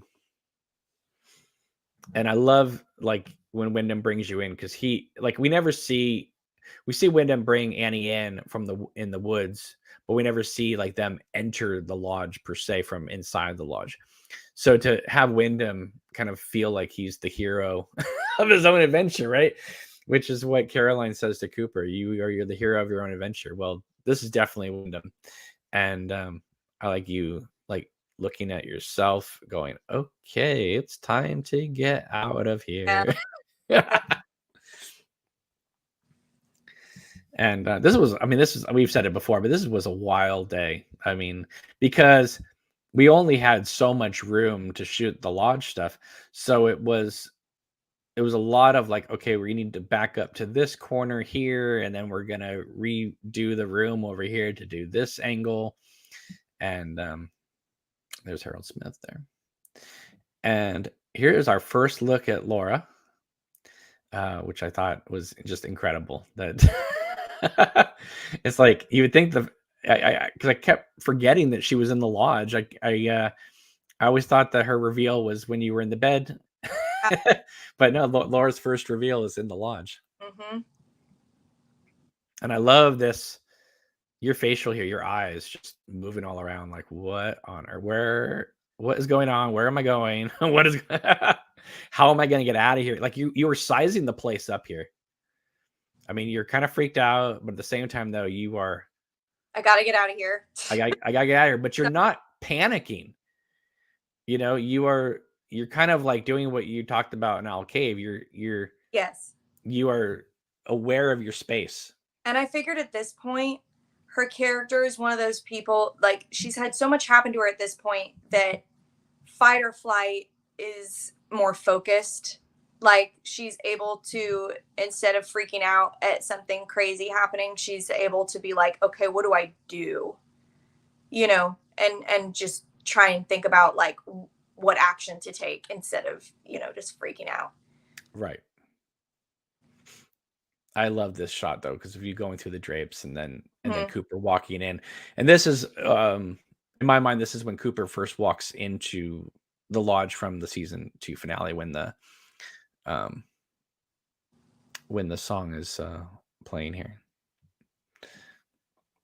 But instead of staying with Cooper in the room when the little man comes walking in, we cut to the hallway where you come in um and with you just like walking down the hall with your wrist slit with the floor and then turning around and seeing Caroline, it's just, oh my, this is like, I can't imagine being a Twin Peaks fan and not being just like in awe of this. Because I mean, we are taking the character to its natural place. I mean, Mhm. this does not feel like, we're just people that are just kind of like, oh, let's just make this little Twin Peaks thing. This feels like, you know, we sat for hours thinking about like, how are we going to portray this as realistically and as authentically to the universe as possible? And also respecting it, respecting the story, respecting the canon, and, you know, having it all tie in. Just it makes it so satisfying to watch. Right. This was always my initial idea. There was a few others, but one of the initial ideas was that this film would tell Annie and Caroline's story back and forth to the point where they are face to face in the Black Lodge wearing the same dress. Um, Obviously, there were other factors that I wanted to tell as well with the film, but that was one of the main arcs that I wanted to do because there's so much paralleling between them. They have a lot of things in common, a lot of things not in common. But the one thing they do have in common is going to come running into the room at any moment, which is Dale Cooper. And this is what completely throws your character off Mhm. because you're thinking that Dale has been possessed or has changed into this evil person and there's no goodness really in the world anymore and you're trying to do your best but you're feeling overwhelmed and now you're being told no, that's not me. And I'm then here. go tell them that I'm here. Like, yeah. Right. So that completely, I mean, like you're supposed to tell Laura about Major Briggs, and how can you not? You have to say something about Agent Cooper, but she doesn't even know who Agent Cooper is, you know. And obviously, Caroline pushing on her abdominal wound, which makes your nose bleed, because obviously we wanted to have Annie's facial wound prominent for the Laura scene here. But I think this makes I hate to say it in Twin Peaks logical sense that one person's action causes another reaction in the other person. It's almost like that twin effect. If someone gets punched, the other twin feels it, you know. And I think don't you think this whole sequence just came out just awesome? I do. Especially with Charlotte just like standing there in the background. Like, it's very kind of her because she didn't have anything else to do that whole weekend, but come and stand there in the hallway for the sequence. And I think it's But funny in the scene, at this point, Cooper runs right past her and it's like, Annie, get out. he doesn't even acknowledge Caroline. Yeah. All right. And Here's your first scene that you filmed. this is very first thing that we filmed. And we weren't even sure I was going to be the part yet. We were trying to see if we could get the right shots. We were trying to see if it was going to work, if we could get it in time, Well, I kind of knew we were going to shoot with you in the part because obviously I wouldn't have shot close-ups of you. Okay. um, but no, I'm glad we were able to Me too. Me too. we were able to get it. And I know you were nervous because you hadn't. I mean, you were thinking about this film from a producer's point of view, not an Yeah, actor's point of view. I hadn't I had a chance to do full on in-depth character work for Annie. Right. So here's Annie, and she doesn't have any pockets, so she's putting the dirt underneath her fingernails so that she can get back. And so I know you were really nervous about this, and I think we did enough takes, obviously, that it was able to, Because you that it, wanted, I know you wanted me to match what you had gotten with previous, like you had a very specific, like you wanted it to be a certain way, right. and it was a matter of trying to match that and trying to get there. But thankfully, once we were done with this, and then every shot after this was you had time to prepare. So Finally, once we got back, I was able to really like, do my deep dive and kind of get in a different headspace, because I was like, okay, yeah, I'm gonna be doing both. well, we had set it up though that you would be producing for the first half, and then the film would be pretty much on its feet, so that by the time you got to be Annie, you didn't have to do Yeah, so much on the other side. we did like location scouting, props, all of that stuff beforehand. So once we really started filming, we had all that stuff, and then it was just doing hair and makeup for the other characters, the blood work and the set dressing and all that stuff. Right. So here we have the White Lodge here, and Senorita Dido, which I think came out beautifully. And of course, you have we added Laura's house on the screen next to Freddy, because that's obviously where you're going. And so yeah, so here you are at the White Lodge, you disappear, and now time has passed, but time hasn't passed. It's like this idea of like, okay, well now there is no time anymore. It's like what is you meet somebody 1 second, the next second you've known them for years. Mm-hmm. And now this was a scene that I actually shot with with Jake Wardle, who played Freddy in season 3. We shot this as one of the teasers for the film.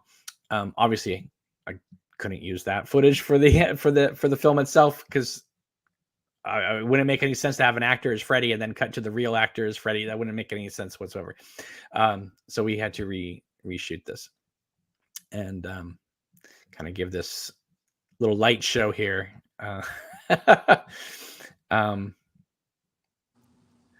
So yeah, so basically you're being sent to Laura's room here.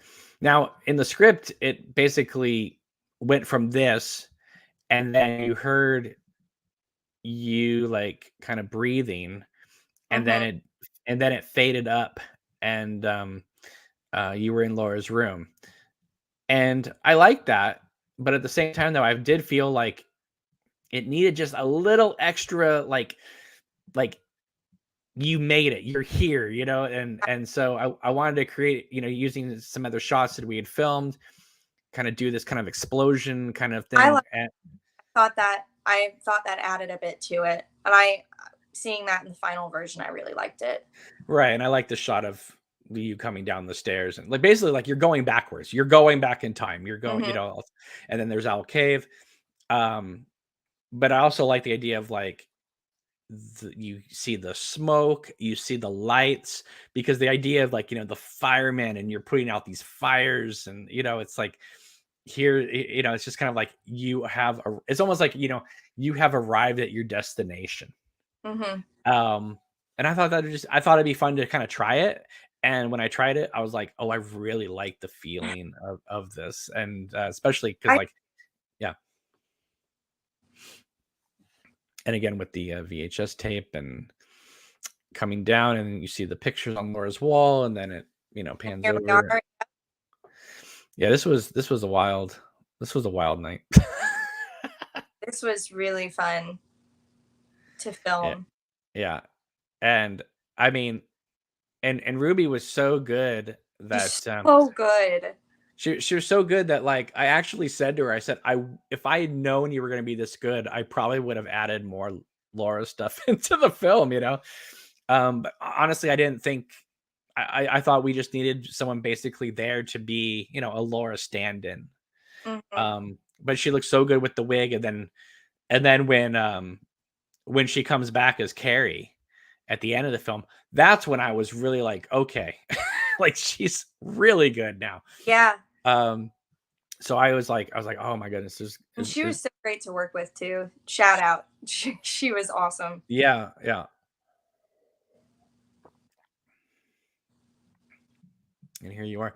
Now, what we did was I actually had footage of Laura Palmer's staircase with the fan, but we Hmm. shot you on another staircase with a green screen. So I was able to kind of, you know, clip you out and put you on the staircase, uh, the actual staircase. So that was good. And so Laura opens the door like she does in Fire Walk Thing, but she doesn't see you because you're further down Hmm. the staircase here. And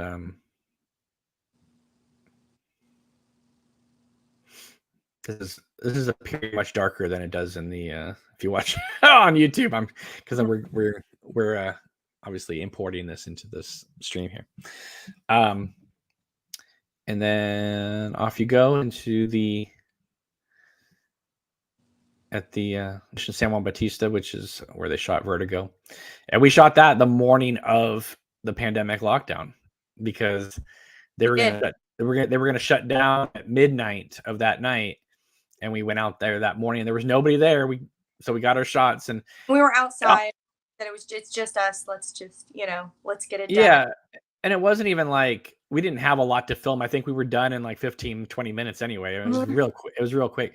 But I think we needed to have that moment that ties Annie in with kind of a church convent type of feeling because it is such a part of her life that's kind of referenced. But I think like the moment we did this shot, I remember thinking, yeah, that's in the film. Like, 'cause it's just like it's so epic with you in front of the giant cross, and it's just like that to me is like this is Annie Blackbird and another moment in her life, Yeah. and again, it's like we're going back in time. This isn't, it's not like she's there now doing this. This is like her in the past, Yeah. but then she's reawakened by Freddy's thing, She's and singing she it. Yeah. right. So it's like she's just she's here, there, and everywhere at this moment in time. And then Freddy pulls her out, and then obviously little Laura shows up.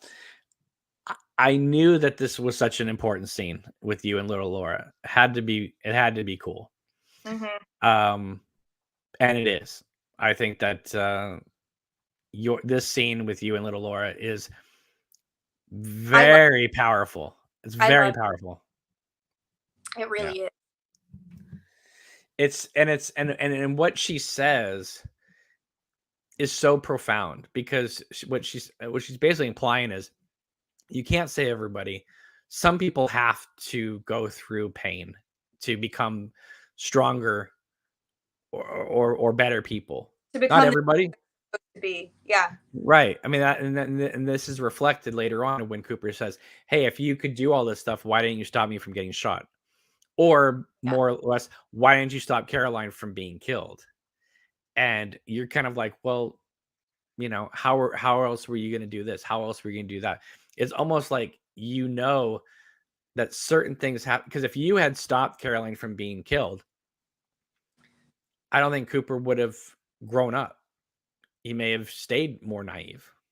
And he was supposed to eventually become, who he becomes in the end of the film, So So you're almost like a god by the end of this film because you are choosing when to engage and when not to engage. And or I work for or I work for him. right or something. But I'm just saying, like you are. It's almost like you know there are reasons for why you do certain things, Yes. and you're not going to interfere just to interfere. And this is good because she didn't used to know this. This is when, before, when she's fighting it and she's like, convince me, she doesn't understand yet that it is okay for change to happen because it was supposed to happen in the first place. Right. All right. So, Yes. now this was something that some people have asked me about, and I think even you asked me about it at first too. It's like, well, where's the tulpa? Yeah. Because Norma takes the tulpa home. Well, if you know season 3, the tulpas like get shot out of wherever the space they're in, and then the other person kind of takes their spot. And I didn't want to cut from Laura in the bed with the no ring in her hand to the tulpa lying in the bed, and then the tulpa shooting out, and then you appearing in the floral dress, bloody with the ring, and then Norma walking in. I thought that might be a little too much. So I wanted to kind of trust you to know that obviously you in the floral dress, obviously you changed spots with the tulpa. The tulpa had Yeah. gone. Most people aren't confused by that, but I just wanted to let you know that basically Annie just took the place of the tulpa. Yes. So now this scene here, Nico and we shot this basically to try our first hand at it. I thought maybe we were probably going to reshoot it anyway, because I was hoping to shoot it inside of an office. But again, pandemic. So, thank God we shot the scene anyway with me and Nico, because I think it turned out pretty good. But I agree. but otherwise, we're lucky to have the scene at all because we kind of just tried our hand at it. Now, this was another scene that you weren't there for. I didn't know when. I'm sorry? I didn't actually know when you shot this. I remember you telling me about it afterwards.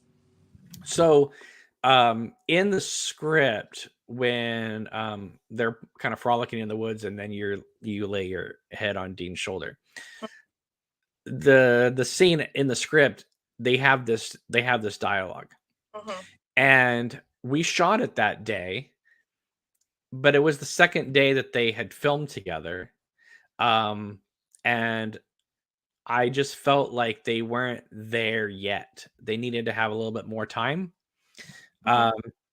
So what I did was I rearranged the scenes so that they wouldn't have that conversation at that moment, but would have it later in the film in kind of a flashback moment.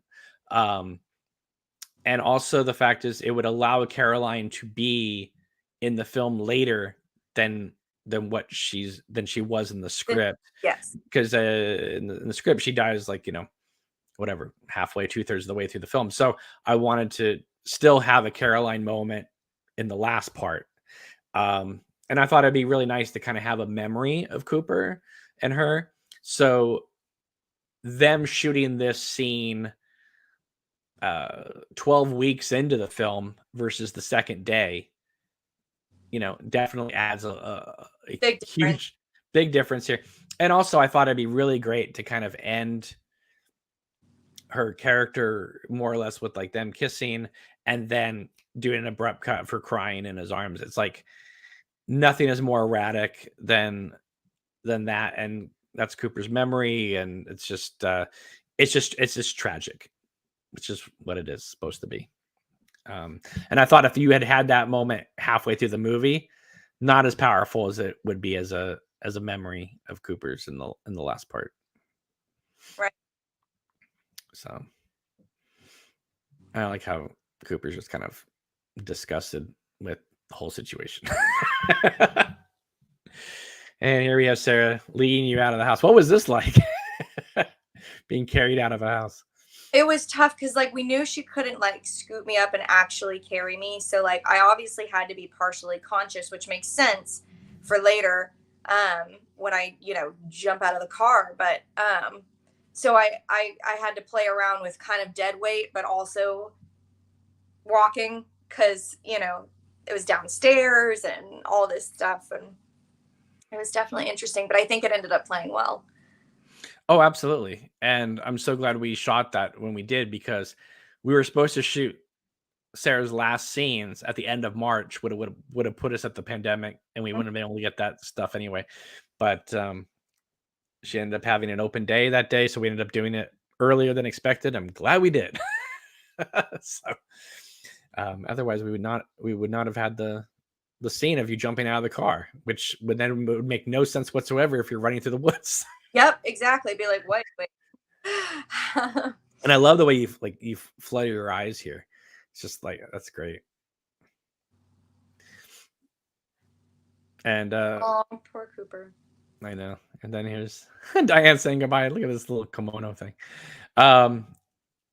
This, of course, the kimono is all tied into her Asian love affair in season 3. So let's get to the scene though of you, like, you're running in the woods. My goodness, you're a trooper, because watching you run down the hill with barefoot is insane. And then over the rocks by the water. And it was fine. It was a little bit nerve-wracking, but it wasn't that big of a deal. I mean, we're filming, you know what I mean? Yeah, but I mean, I remember saying to you, like, can we have you guys cross the water? And you looked over and you said, there is glass all over that. Yeah, that water. I don't have a pair of water shoes with me. We can't. Yeah. Well, no, I mean, but I didn't know until you looked in there and said, no, there's too much glass. Yeah, so like broken beer bottles and all that stuff deep in there. Yeah, it's like, all right, no, we'll have you guys run on the side of the water, which honestly, it looks great. It looks great the way it is. So, and I like Cooper at the beach in his suit. He doesn't even show up in like a attire. He's over it. Now, I thought this was a good move too, because at first we had Sarah chasing after you into the woods, and at a certain point you had to stop, and because you were barefoot, you didn't want to run through a bunch of poison oak. So what we had you, when Sarah got out of the woods, we had you off camera so that when Sarah ran into the woods, you were already gone. Yeah. Yeah. So. Yeah, didn't want to get poison oak. No.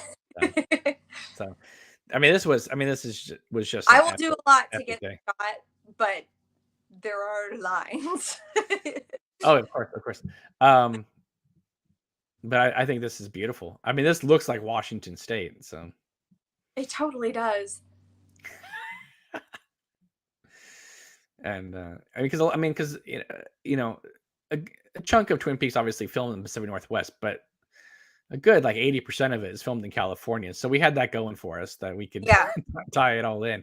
Very true. But whenever we could, I mean, we definitely strove to create, Pacific Northwest feel.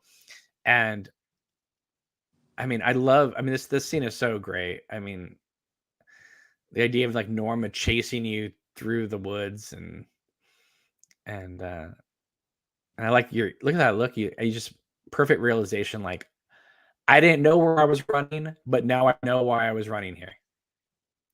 It's like, I don't even know if you knew where you were going. I mean, you're looking around at the trees. It's almost like you're listening to the nature trying to guide you to where you're supposed to be. I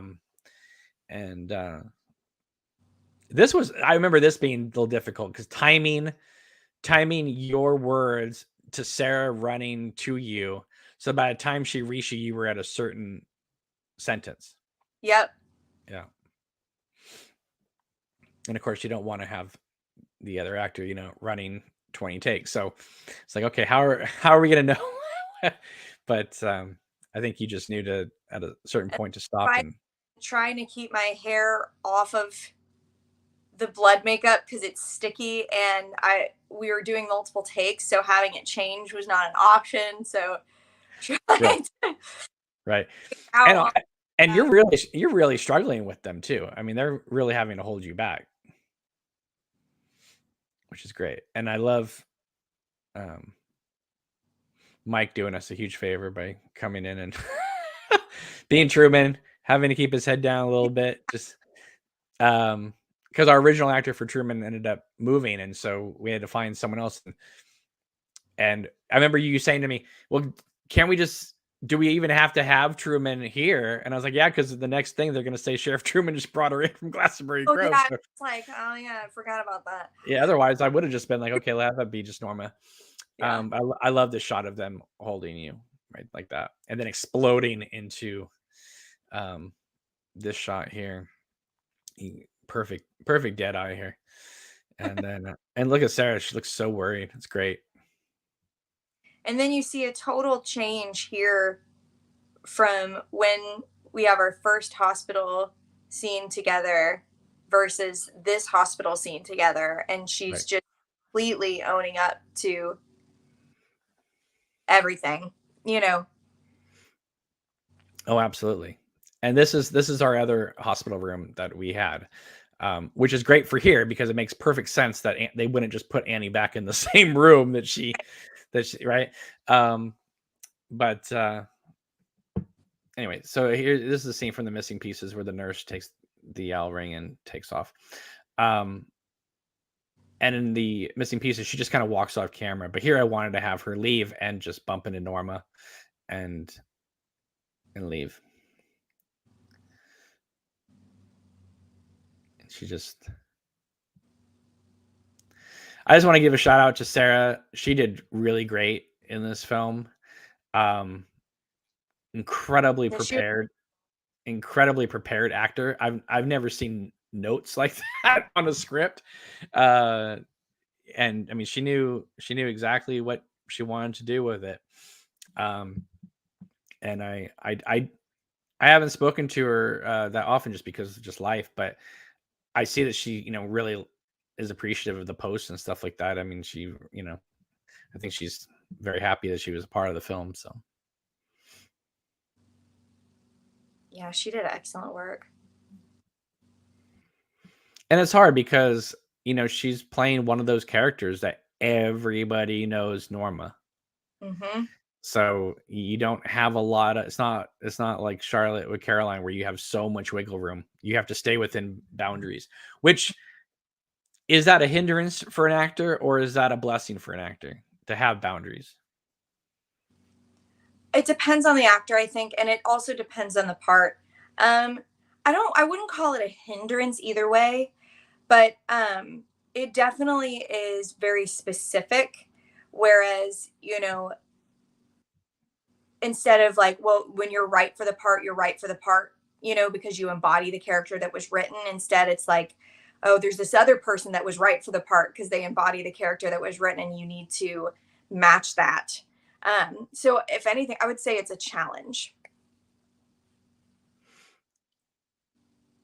And and it was then very, very well achieved by Sarah. She was wonderful. right. And even Michael did just favored by Mm-hmm. doing a Big Ed Hurley. He had the voice down perfectly. He totally. Yeah, and Gwen is the doctor, which I based it off the doctor you see in the pilot of Twin Peaks. All right, so here we have now this actress here, Nada, who plays the caregiver's assistant. Mm-hmm. She's also Senorita Dido, and so she's like, "Oh, I said I have this other part," and I said, "But there's no lines," and she's like, I'll do it." So she came down and did it, and that's great. I mean, because obviously it's kind of a thankless part. I mean, you don't say any words, but at the same time that you do have to convey that she's in a nurturing, safe environment and not like, they're Norma's handing her over to like, the mental ward or something where they're going to lock her up. So, and anyway, so this was quite a day for you. Your day was basically you're going to sit in a chair for about 4 hours. Trying not to blink. I Try think not to, than 4 hours. was it longer than 4 hours? Yeah. No, I think we were gone by 5. We may have gotten there around 11 It in the probably just morning. felt longer than 4 hours because I was not moving at all and trying You not. literally had to do nothing, but in doing nothing, you had to convey everything. Mm-hmm. It was definitely a challenge of restlessness. We also had the hospital photographer here, which to this day I've never seen the pictures he took. Nope. I've seen a few pictures I of think they probably did it for an article, for their hospital newsletter or something. So they didn't, they didn't think to send us the photos. right. And we have, horse imagery everywhere, which ties into the ending of season 3. This I knew was an important scene. This is the moment where Norma basically is like, it's a self-confessional. In a way, it is sort of like, Annie being the former nun. It almost is confession. She doesn't think, she knows that Annie is probably internalizing it, but because she knows that Annie probably will not respond, she feels more safe to say this. I don't think she would have said this if Annie could talk back and forth with her. So, and I remember this is one of the things I kind of pitched to Sarah too. I said, listen, you have this really great monologue, that happens in the film. And, if you're able to bring it, it's going to be really powerful. She brought it. Oh yeah. And I was so happy because there was a lot of noise happening outside. And I remember thinking, oh my God, are we going to have to ADR this entire scene? But luckily we had filmed enough takes of it, and she was solid in, the majority of them, obviously. So I was able to piece it together from that. So she didn't have to do the ADR, and boy, was she thrilled when I told her she didn't have to do this entire scene re-recorded. So,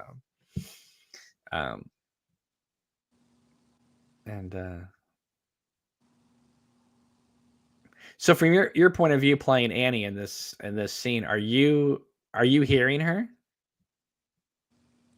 Part of me, Yeah. but my consciousness is also all over, putting out little fires, and Right.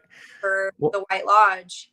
So in the book, in the final dossier, it says that, Annie, every year says I'm fine and all that. And the way I always pictured it is that she's not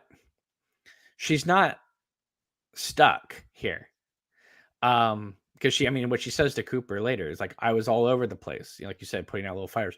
My feeling is that the White Lodge has figured out a way to keep her body safe. She's protected here. No one's going to harm her here. So her brain can go every which way. Her consciousness can go every which way. That they don't need to have her body everywhere, because they need to have her mind and in consciousness go everywhere. And obviously we also had to tie it into season 3, where Norma, started franchising the diner out. And she says that in season 3, she did that to take care of her family. Well, Annie's the only known family that we're aware of.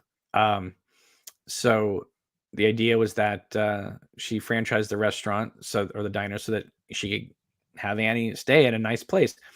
And we had to convey the fact that years were going to go by, and obviously I didn't want to just have numbers come on screen.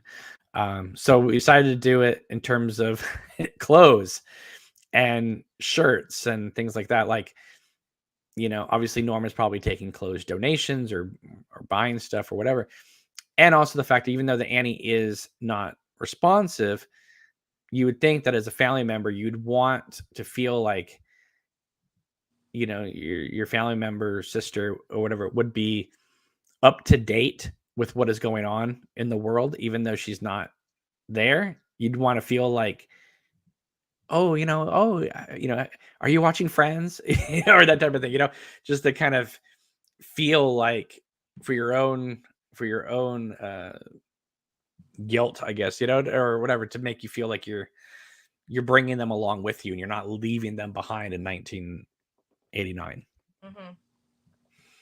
So there were a lot of costume changes. A lot. We had 25 costume changes, but it seemed like a lot more. And basically, I'm fine. And also changing your hair for every single one, so it's down on your shoulders, it's around your neck, it's different somehow. It's different somehow, right? And at first, I mean, I was a little nervous. I gotta tell you about like the t-shirts, because there's not really anything year specific in Twin Peaks, where it's like you at one point you're wearing a Dunder Mifflin shirt, but I just thought it'd be really kind of funny. And also, there it is. Yeah. The French shirt. The French shirt, yeah. But at one point you're wearing an office shirt as well. And that's just to let you know that like we're really getting further in time. And also, like I said, to feel like Norma or other people are trying to keep you current with the times. And I thought it'd be really funny too to cut to black here. This wasn't in the script, but to cut to black here and have you saying I'm fine, to make people almost think, oh my God, are they going to end the movie here? And then it fades back in and you're still going. Yeah. I kind of wanted to play with the idea of like, are they going to end it here? No, they're not. Okay. Oh, she's going to disappear from the chair. Okay. So is that where they're going to end it? Nope. Here we go. We're at the diner. Okay. Just kind of make people think, well, where are they going to end this thing? Because it keeps going. So in the final dossier, it talks about that the writer of the last chapter, Tamara Preston, talks about how she feels her memory slipping and that things are fading because of this new timeline that's been set up. So this earthquake here, this is when Cooper takes Laura's hand in season 3. And I actually thought about maybe cutting and showing him take her hand before the earthquake, but then I thought, but the idea was that this is when he takes Laura's hand and the timeline is changing. And that is why Annie fades out of the chair, because she is going to a new timeline. And this was a fun shot.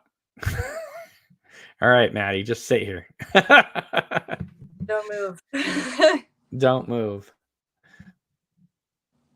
But I gotta say, I'm so thrilled that like we were in a room that was pretty closed off from everything else, because otherwise we couldn't even pull this shot off, because you would see people or cars like driving in the background and out the windows and stuff like that. So the fact that it is so isolated, it gives you that feeling that you are. It does. In a room by yourself. And no, I don't feel like this is. I feel like what they do is they take you out of your room every day and wheel you to the common room here, and then let you like sit quietly by yourself in this room. I don't think this is where you're living. Yeah. That's what I was thinking too. Like,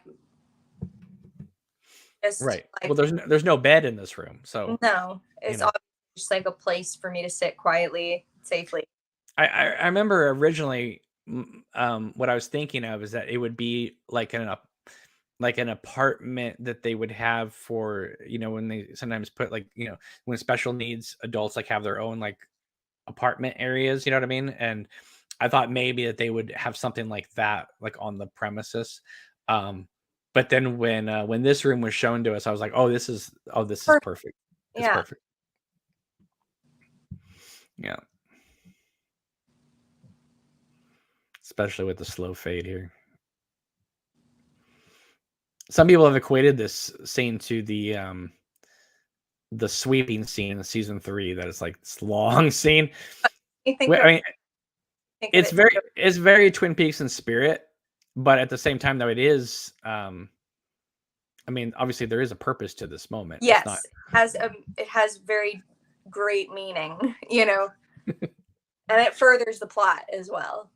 Right. We knew if we were going to take our time with certain things, that it better mean something. At least for us. Can you believe we're already like this far into the film? Yeah. Because I remember after you watched the rough cut of the film, you're like, listen, I've seen movies that are shorter than this that felt twice as long. So, and that was before the film was really kind of even more tightened up. So, Oh, I can't think of the name of it. There is one. Yeah. There's a film. It's shorter than this almost. It's slightly shorter, but like halfway through the film, I'm like, wait, where are we going with this? And not right. at watching this, I definitely was hooked and engaged the whole time. So I was happy about that. Oh, yeah. So here we are at the diner. Now, this originally was going to be all in color. And we filmed this in a little cafe at the hospital we shot at, and it was lovely and it was cute, and I thought it was cute and worked. Yeah. But then we got this idea of like maybe putting you guys in the Double R diner, but because we didn't film it with green screen, meant that Ben, who was doing the effects, had to individually cut all of you out and put you into these backgrounds, Mm-hmm. which sounds easier said than done. But I am glad we did it only because I think it ties you back into the Twin Peaks world more. And I like, yes. And I like the establishing the black and white and then what you do here in a minute um, with us being watched Right. On a screen. I really liked that. Right. Now that wasn't the intention. The intention was always to be like just full color and then you just telling Cooper you've been an agent of the White Lodge. But this allowed us to really kind of tie you really into the White Lodge. It did.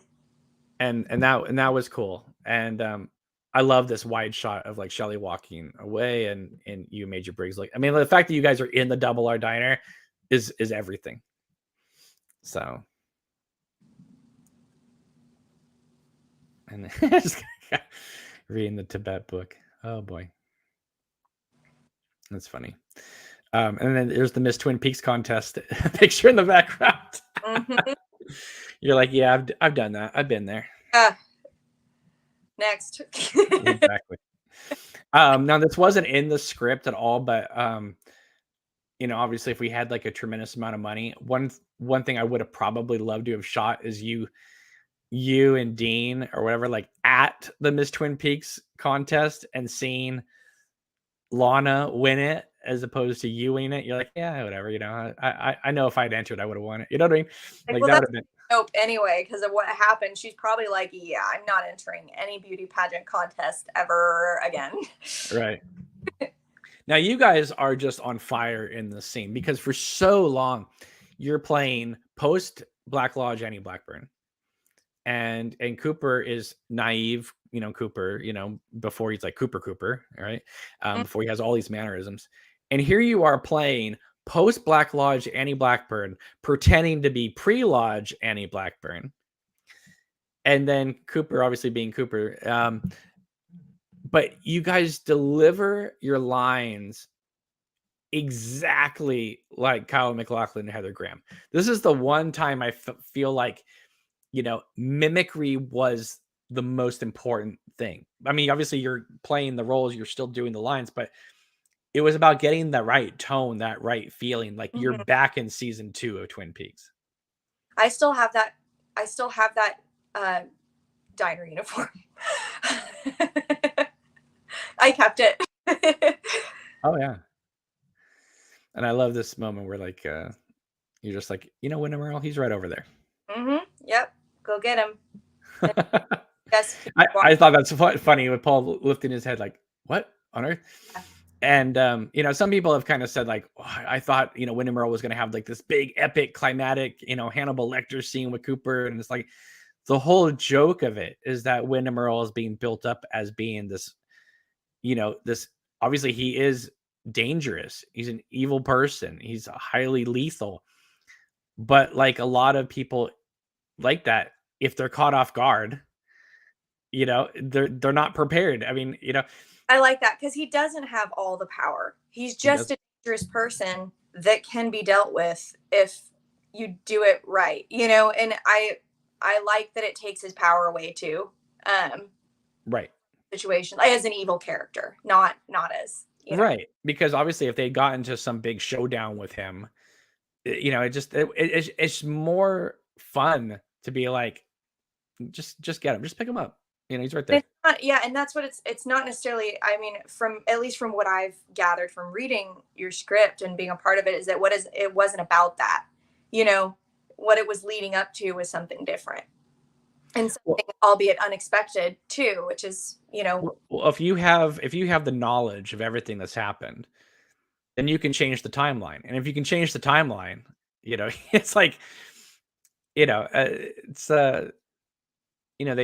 I've heard several times where like, someone who's, serial killer or something like that, and then like one person, tripped them up and that was it. Then they got caught. It's like, yep, it just takes that one thing to just take it off into a new direction, and they don't know what to do because they feel like they have the power, like you said, and then all of a sudden it's like, no, they don't at all.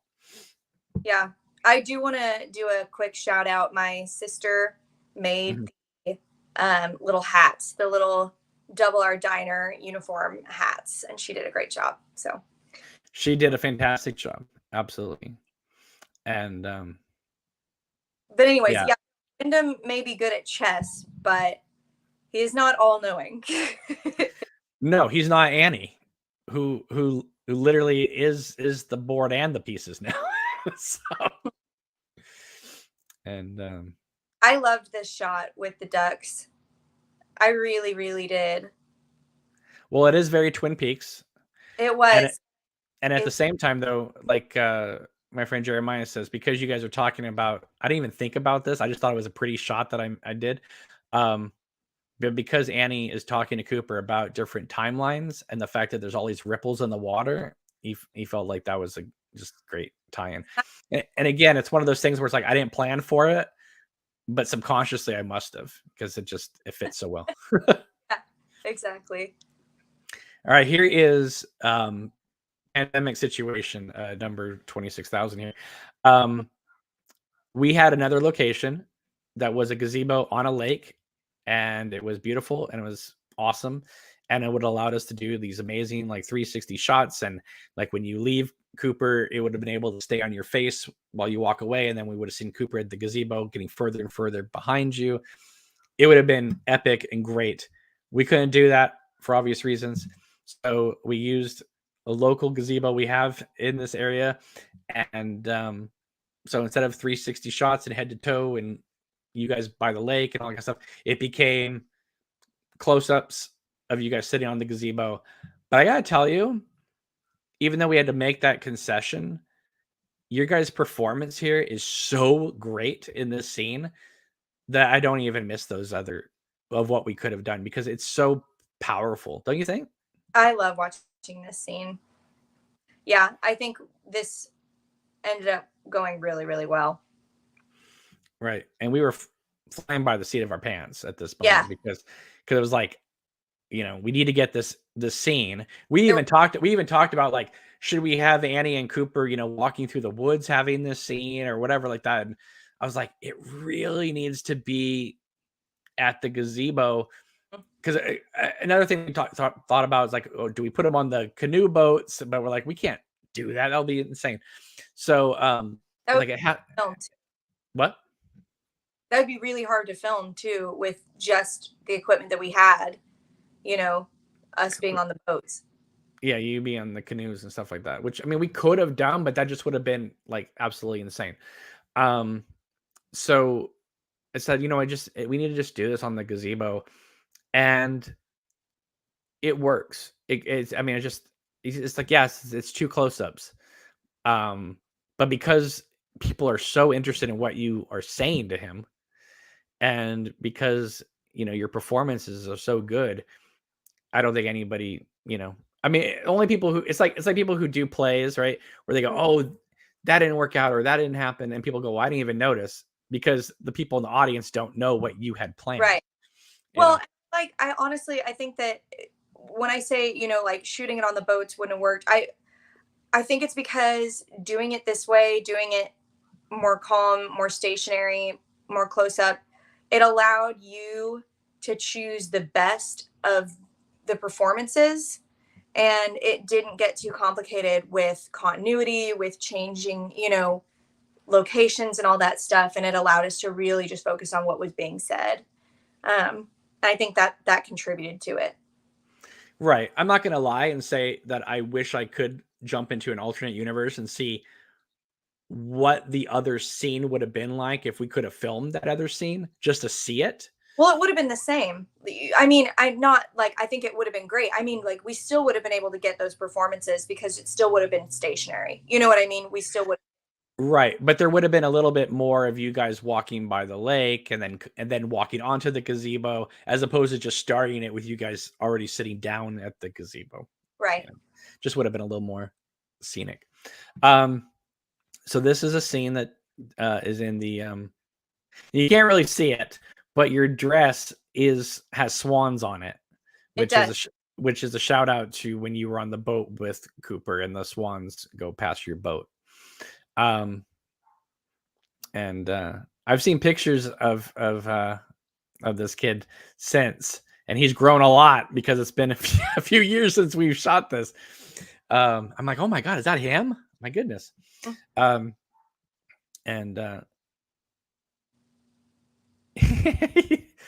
It's, I gotta tell you, I don't know if you've read the comments on Act 5, but I mean, this entire scene of her talking with Cooper and seeing him as a little kid, and it really has greatly moved people. I mean, a lot of people have written to me or written comments saying how much they've cried watching the sequence. I think they were kind of, I mean, Twin Peaks has a lot of emotions.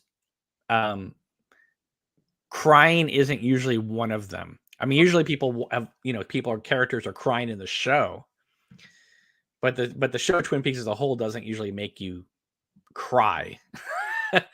And I think that to go for this sentimentality, again, I think it's warranted because it's Annie's story here. Like, if we were doing this, if this was Andy and Lucy's story from the sheriff's station, you wouldn't have this because that's not who they are as characters. Right. But Annie is a caring, nurturing human being. So it's gonna have that edge to it. Mm-hmm. And also the fact that people have been kind of surprised that her and Cooper don't end up together in this film, which surprised me because it surprised me too.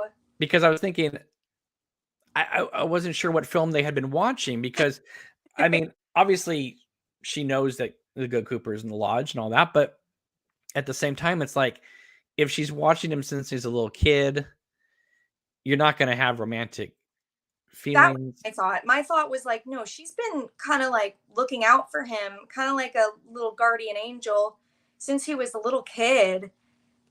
I'm totally with you on that. You wouldn't have romantic feelings for that person. It wouldn't be right. You would have maybe even sisterly feelings, or even slightly maternal feelings, depending on, because she went so far back.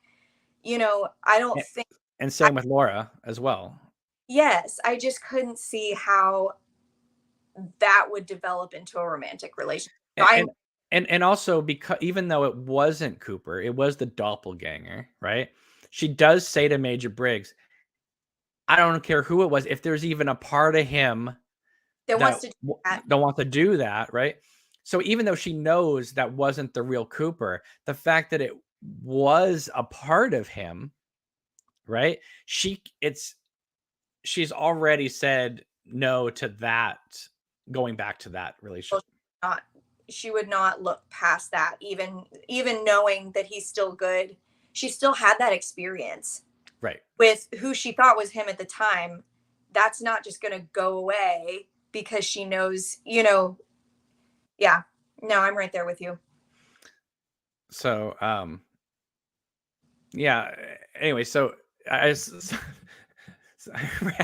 this one comment that said, I can't believe Agent Cooper got friend zoned for a bookhouse boy. And I thought that was hilarious. I'm like, hey, not just any bookhouse boy, all right? Exactly.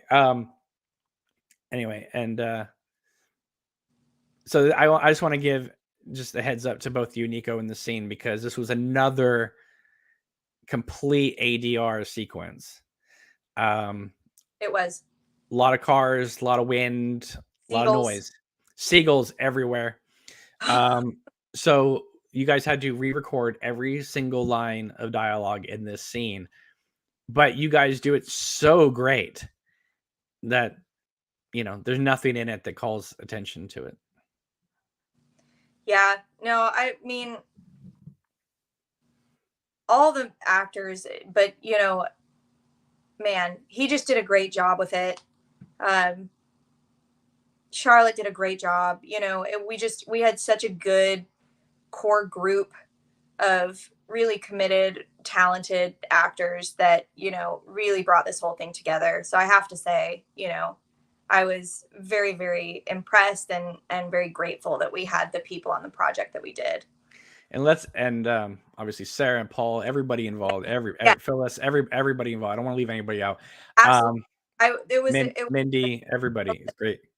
I do want to give a shout out to Ben here though, because when we shot this, there were cars in the background driving, and Ben was able to get in there and take that island and stretch it the entire background so that we don't see one car driving past and it looks like you guys are near the lake. So thank you, Ben, for that. Because I was like, wow, the new timeline has now made an entire like freeway go past past the Twin Peaks area. But Ben was able to make it still look like you guys are near a quiet little lake, which is fantastic. And it was. And I do expect, when I said core group, I did mean all of those people. I just didn't want to, you know, I was trying to make it concise. Oh no, absolutely. No, I totally understand. I just want to make because we had a lot of people. Yes. We had nearly a 40-person cast, and some of them we had to let go, unfortunately, because of the pandemic. Now this shot, I know you're really happy with, I'm really happy with, and people have cited this in their reviews over and over again as being one of their favorite shots of the whole film. Really? Yeah. And I do want to say, so we see the front of Twin Peaks entrance at the front of the film in the back, and then here, this is the other side of Twin Peaks. This is the back side of Twin Peaks. So we get another Twin Peaks sign, only now we have a banner that goes across it that says "Save the Pine Weasel." And so I wanted to show, if there's one entrance into Twin Peaks, there's got to be a second entrance from the other side of town. And you're going that way to, this was a fun thing. Okay, run, Maddie. And that was fun film. Oh, absolutely. I believe that was your last day of filming. Because we shot, yeah. Okay. It was because we shot you at the gazebo, then you running, yes, and then that was it, and then we shot Nico, Paul, and Mindy for the Meet Windham Earl. That was it. So right. Wow. Right. So this we were looking for a location, couldn't find a location, and we were walking down this one street that we were gonna film another scene at, and we saw this house was for sale, and so we filmed part of it at in the backyard of a house that was for sale. And then we filmed this other part with you and Dean in another backyard. I love this scene. I love how this scene came out. Yeah. He did such a great job. At first I was like going, I remember, again, it was one of those things where it kind of slipped my mind, but I was thinking, I remember always thinking that his jacket would not be on. I always thought he would just have his black t-shirt on. But it's fine. It's fine the way it is. But I just remember thinking when I got home, I was like, oh my God, we forgot to take his jacket off. We shot the whole scene with his jacket on. But it's totally. I mean, we were outside. Oh yeah, no, absolutely. But I think I wanted him to be a little bit more vulnerable, like he was in the kitchen. So in the script, when you hand him the Bookhouse Boy patch covered in blood, it's because it's one, it's because you were covered in blood, and two, it's also the fact that he was dead. Now Now, obviously, that got changed because And you now have it to think has about. side So chapter. now, so now the bloody patch is more or less because of everything you went through, Yes. right? But originally it was also. I know, and I love that scene. It was written so good. We were all very excited to film it. I'm still very happy with the way it came out, but I did love the running through the woods, and It was going to be very Lord of the Rings. yes, and I love Lord of the Rings. Because with you and the Bookhouse Boys, everybody running through the woods, we had drone pilots ready to go that were going to do the overhead shots of you guys running through the woods, and it would have been astounding. So here we have the what seems like the resolution of the film here, with everybody having a nice quiet dinner, and we don't know where we are in the timeline really, but seems like obviously Norma's with Ed, so we're post season 3. and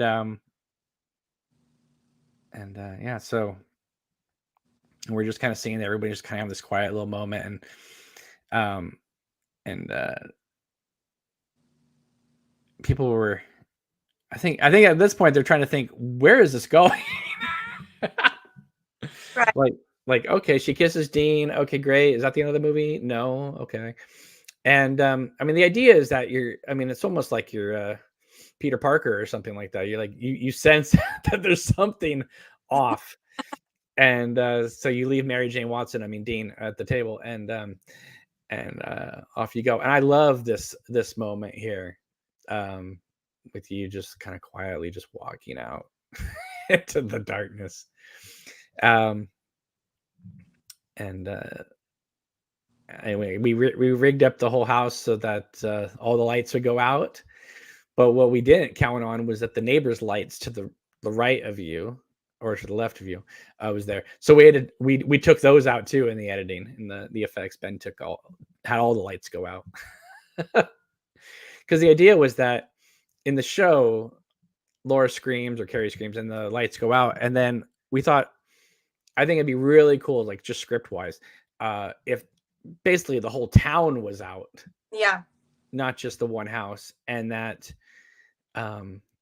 originally in the script, I remember thinking this might be the ending for about 20 minutes or so. I remember thinking, oh, okay, the lights go out. And Annie kind of realizes, okay, whatever plan has been formulated by Major Briggs and Cooper and Gordon, that it's in motion. She's going to trust in that, go back in the house, and all's good. And then that would be kind of the ending.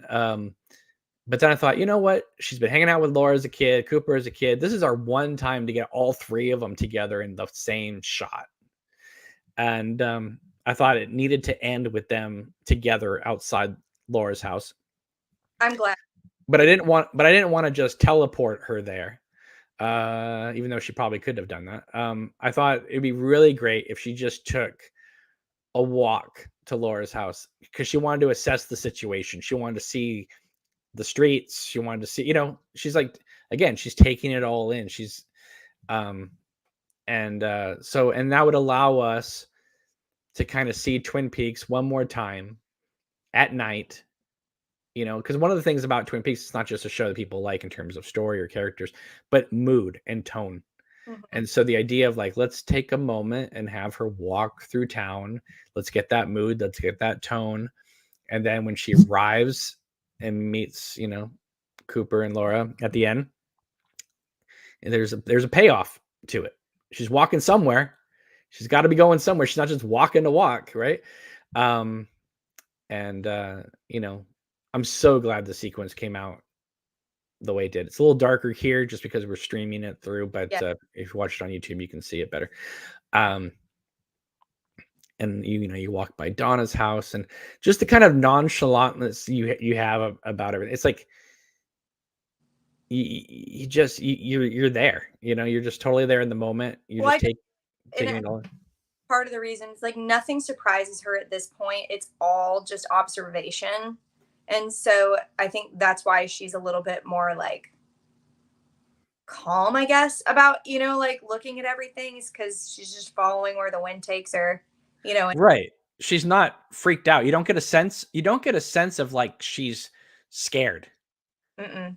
You just get the sense of like, okay, I'm just gonna go this way. And it's sort of like I was talking about in the woods. She didn't know she was going to Glastonbury Grove. She was just trusting her instincts, trusting where the world, the nature was taking her. She doesn't know where she's going. She doesn't know she's gonna end up at Laura's house. She's just going where the energy is kind of telling her to kind of go. This shot, of course, I'm so proud of this shot that we got. And this is about 3:00 in the morning, and we had to wait for a couple of drunk drivers to go past us. But for the most It part, took many tries, but we got it. we got it. And the idea was that it's the diner with the train tracks, and it's one long shot. And again, Mhm. it's about mood, it's about tone, and having Annie basically own the streets. There's nobody else out there. She's out there. You think the whole town would be out there and what's going on, and she's just like, no, I'm just gonna keep moving forward here. But yeah, she doesn't know. And you'll see like little hiccups in the frames here where she all of a sudden will jump frames. Mhm. And that was done on purpose too, just to kind of give you the feeling like she's in this time, but she's out of time. She's she's here, but she's not here. And I know this reveal surprised a lot of people with the With Cooper and that, Laura, which I thought was just great. And I made sure I kept this out of any of the pictures before this thing mhm. dropped, because I wanted people to kind of feel like, oh my goodness, What? what is going on? And I felt like it'd be really fun for the fans to just take this 5 minutes past season 3, kind of have Alice Treeman there, and Frogmoss, and Laura taking her face off, and Woodsman, and just kind of make this big finale, and then it's over, and having Annie, at first she's saying, my name is Annie, I've been with Dale and Laura. Now she's saying, I'm with them. It's like, they're a trio. And the fact that you walk over to them and they're kind of figuring out, like, I know Annie, and you kind of give them a look, and then all three of you turn in unison. Mm-hmm. It's almost like you're giving them the sign, like, okay, this is where we're all supposed to be. You weren't here by accident. I'm not here by accident.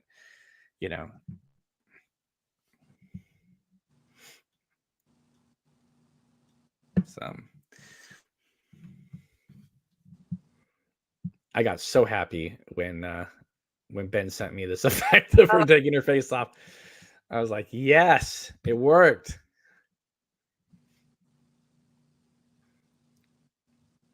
And I love this, that peripheral light Mm-hmm. where it's not touching you guys, but it's just there enough.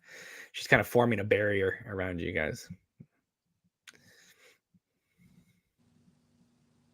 And Nico even seems like an older, weathered Cooper at this moment too, And off you guys go, and you step. And I mean, I feel like it's just a great positive way to end the film. It's like, yes, it's a cliffhanger, but at the same time, it's not emotionally. It's not. It's like basically saying, like, when you're up against adverse things, you got to be strong and take that first step towards it, because if you back off and you let the Windham Earls of the world run everything, then, like you said, they have the power. But if you take that first step and you just grab Windham Earl, but you know what I mean? It's like you can throw off the evil forces by Yeah. just challenging it. Yep. Like, Annie challenges the Black Lodge. She just says, if you want me, here I am.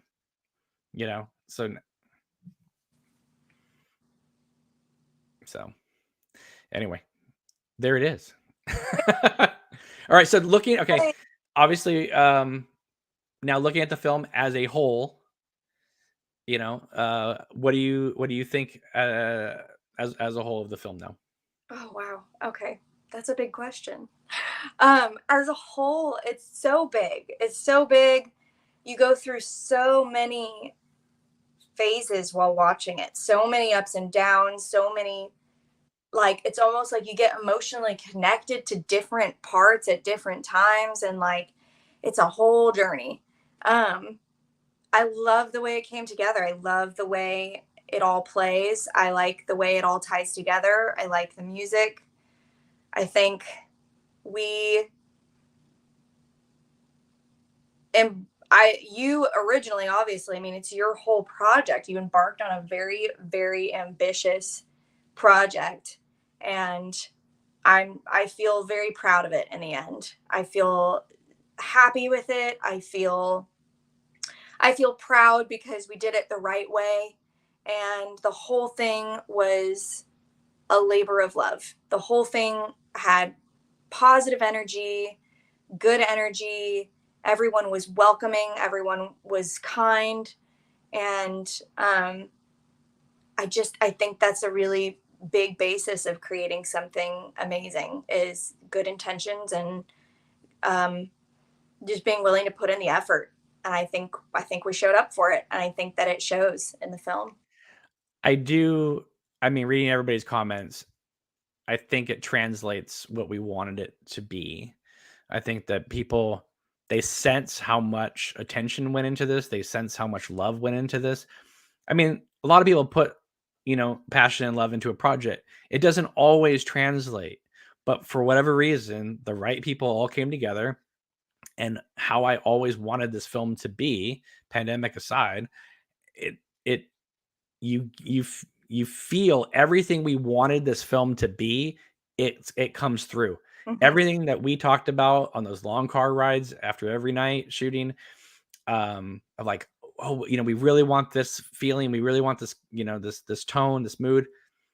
I feel like we pulled everything off, and it's just it, and that's why I feel like people have this overwhelming feeling about watching it. It's not just the fact that they're connected to a show that they love. It's that we were able to, in our own way, do our own thing, but also recreate a feeling of why they fell in love with the show in the first place.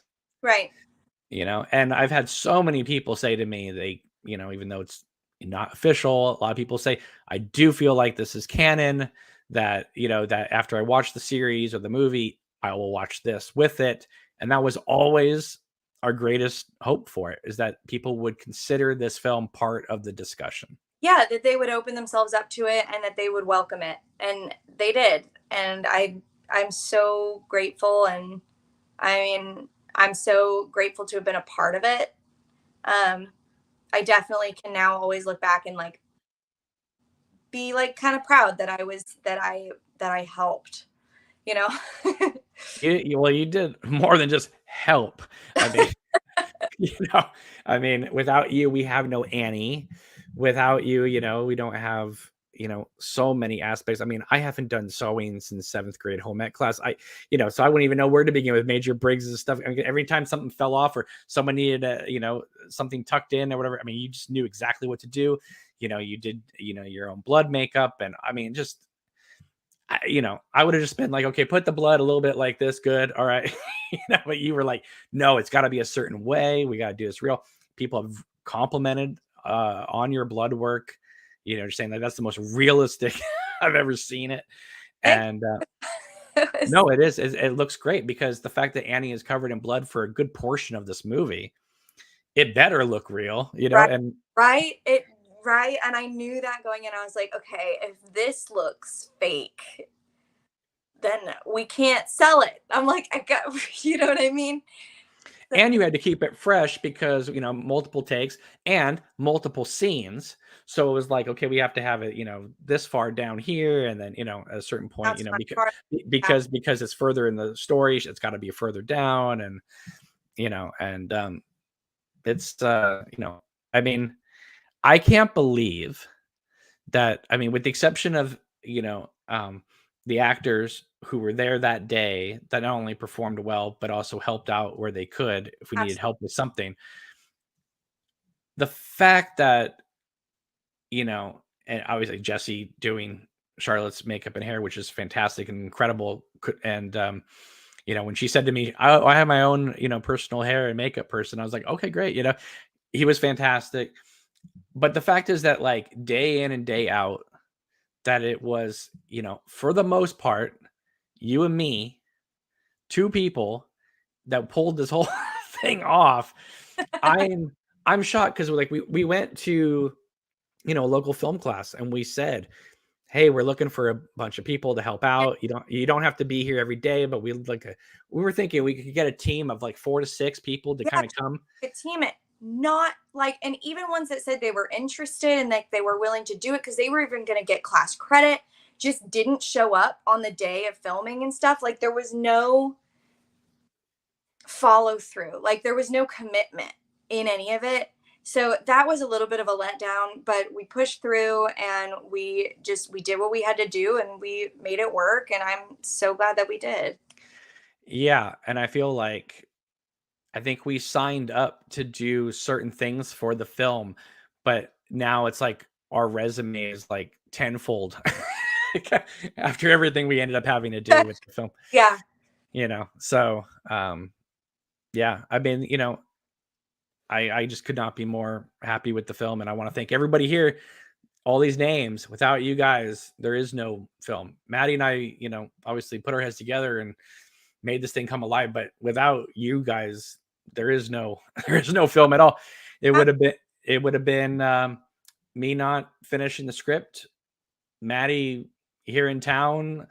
I don't know what you'd be doing, and your mom wouldn't have put us together, and it just we would have been sitting here post pandemic going, God, wouldn't it be great to like, you know, work on a project that would really like, you know, Yeah. test our creativity and make us care about something and put out something that people would like. But we had that opportunity and we did it. And, you know, I think It's and thanks. my life is richer, not only for having all the people involved with this film be a part of, you know, my life, but we have something to show for it. We do. It's pretty great. I'm gonna be honest, you know, it's pretty rewarding. It feels good, and it's gonna be one of those projects that stays with us, I think. Oh, So. I think that no matter what we do moving forward, I think that at some point someone's going to say, "Tell us about this." And while the reaction for this film has been incredible, Hmm. I think in 5 years, 10 years time, after so many more people have discovered the show, and when all the other fans have moved on to maybe other things, or I don't know, that there'll always be people rediscovering the show and then discovering this. And I think in 10 years time, I think this film will be even stronger in a lot of people's minds because they will have been able to sit with it for longer. I think so. Yeah. So, well, thank you, Maddie. I really appreciate it. And We're happy to be here. all right, guys. Well, thank you so much for watching our Filmmakers commentary. And I'll be back to do a writer's commentary. And I'm hoping to get a lot of people involved to do the cast commentary, which I will not probably be a part of. I would like to just turn it on and let the cast say whatever they want to. Be fantastic. So, all right. Well, thank you everybody for watching. Make sure to give this video a thumbs up, subscribe to the channel. We will see you soon. Take it easy. Have a wonderful day. Take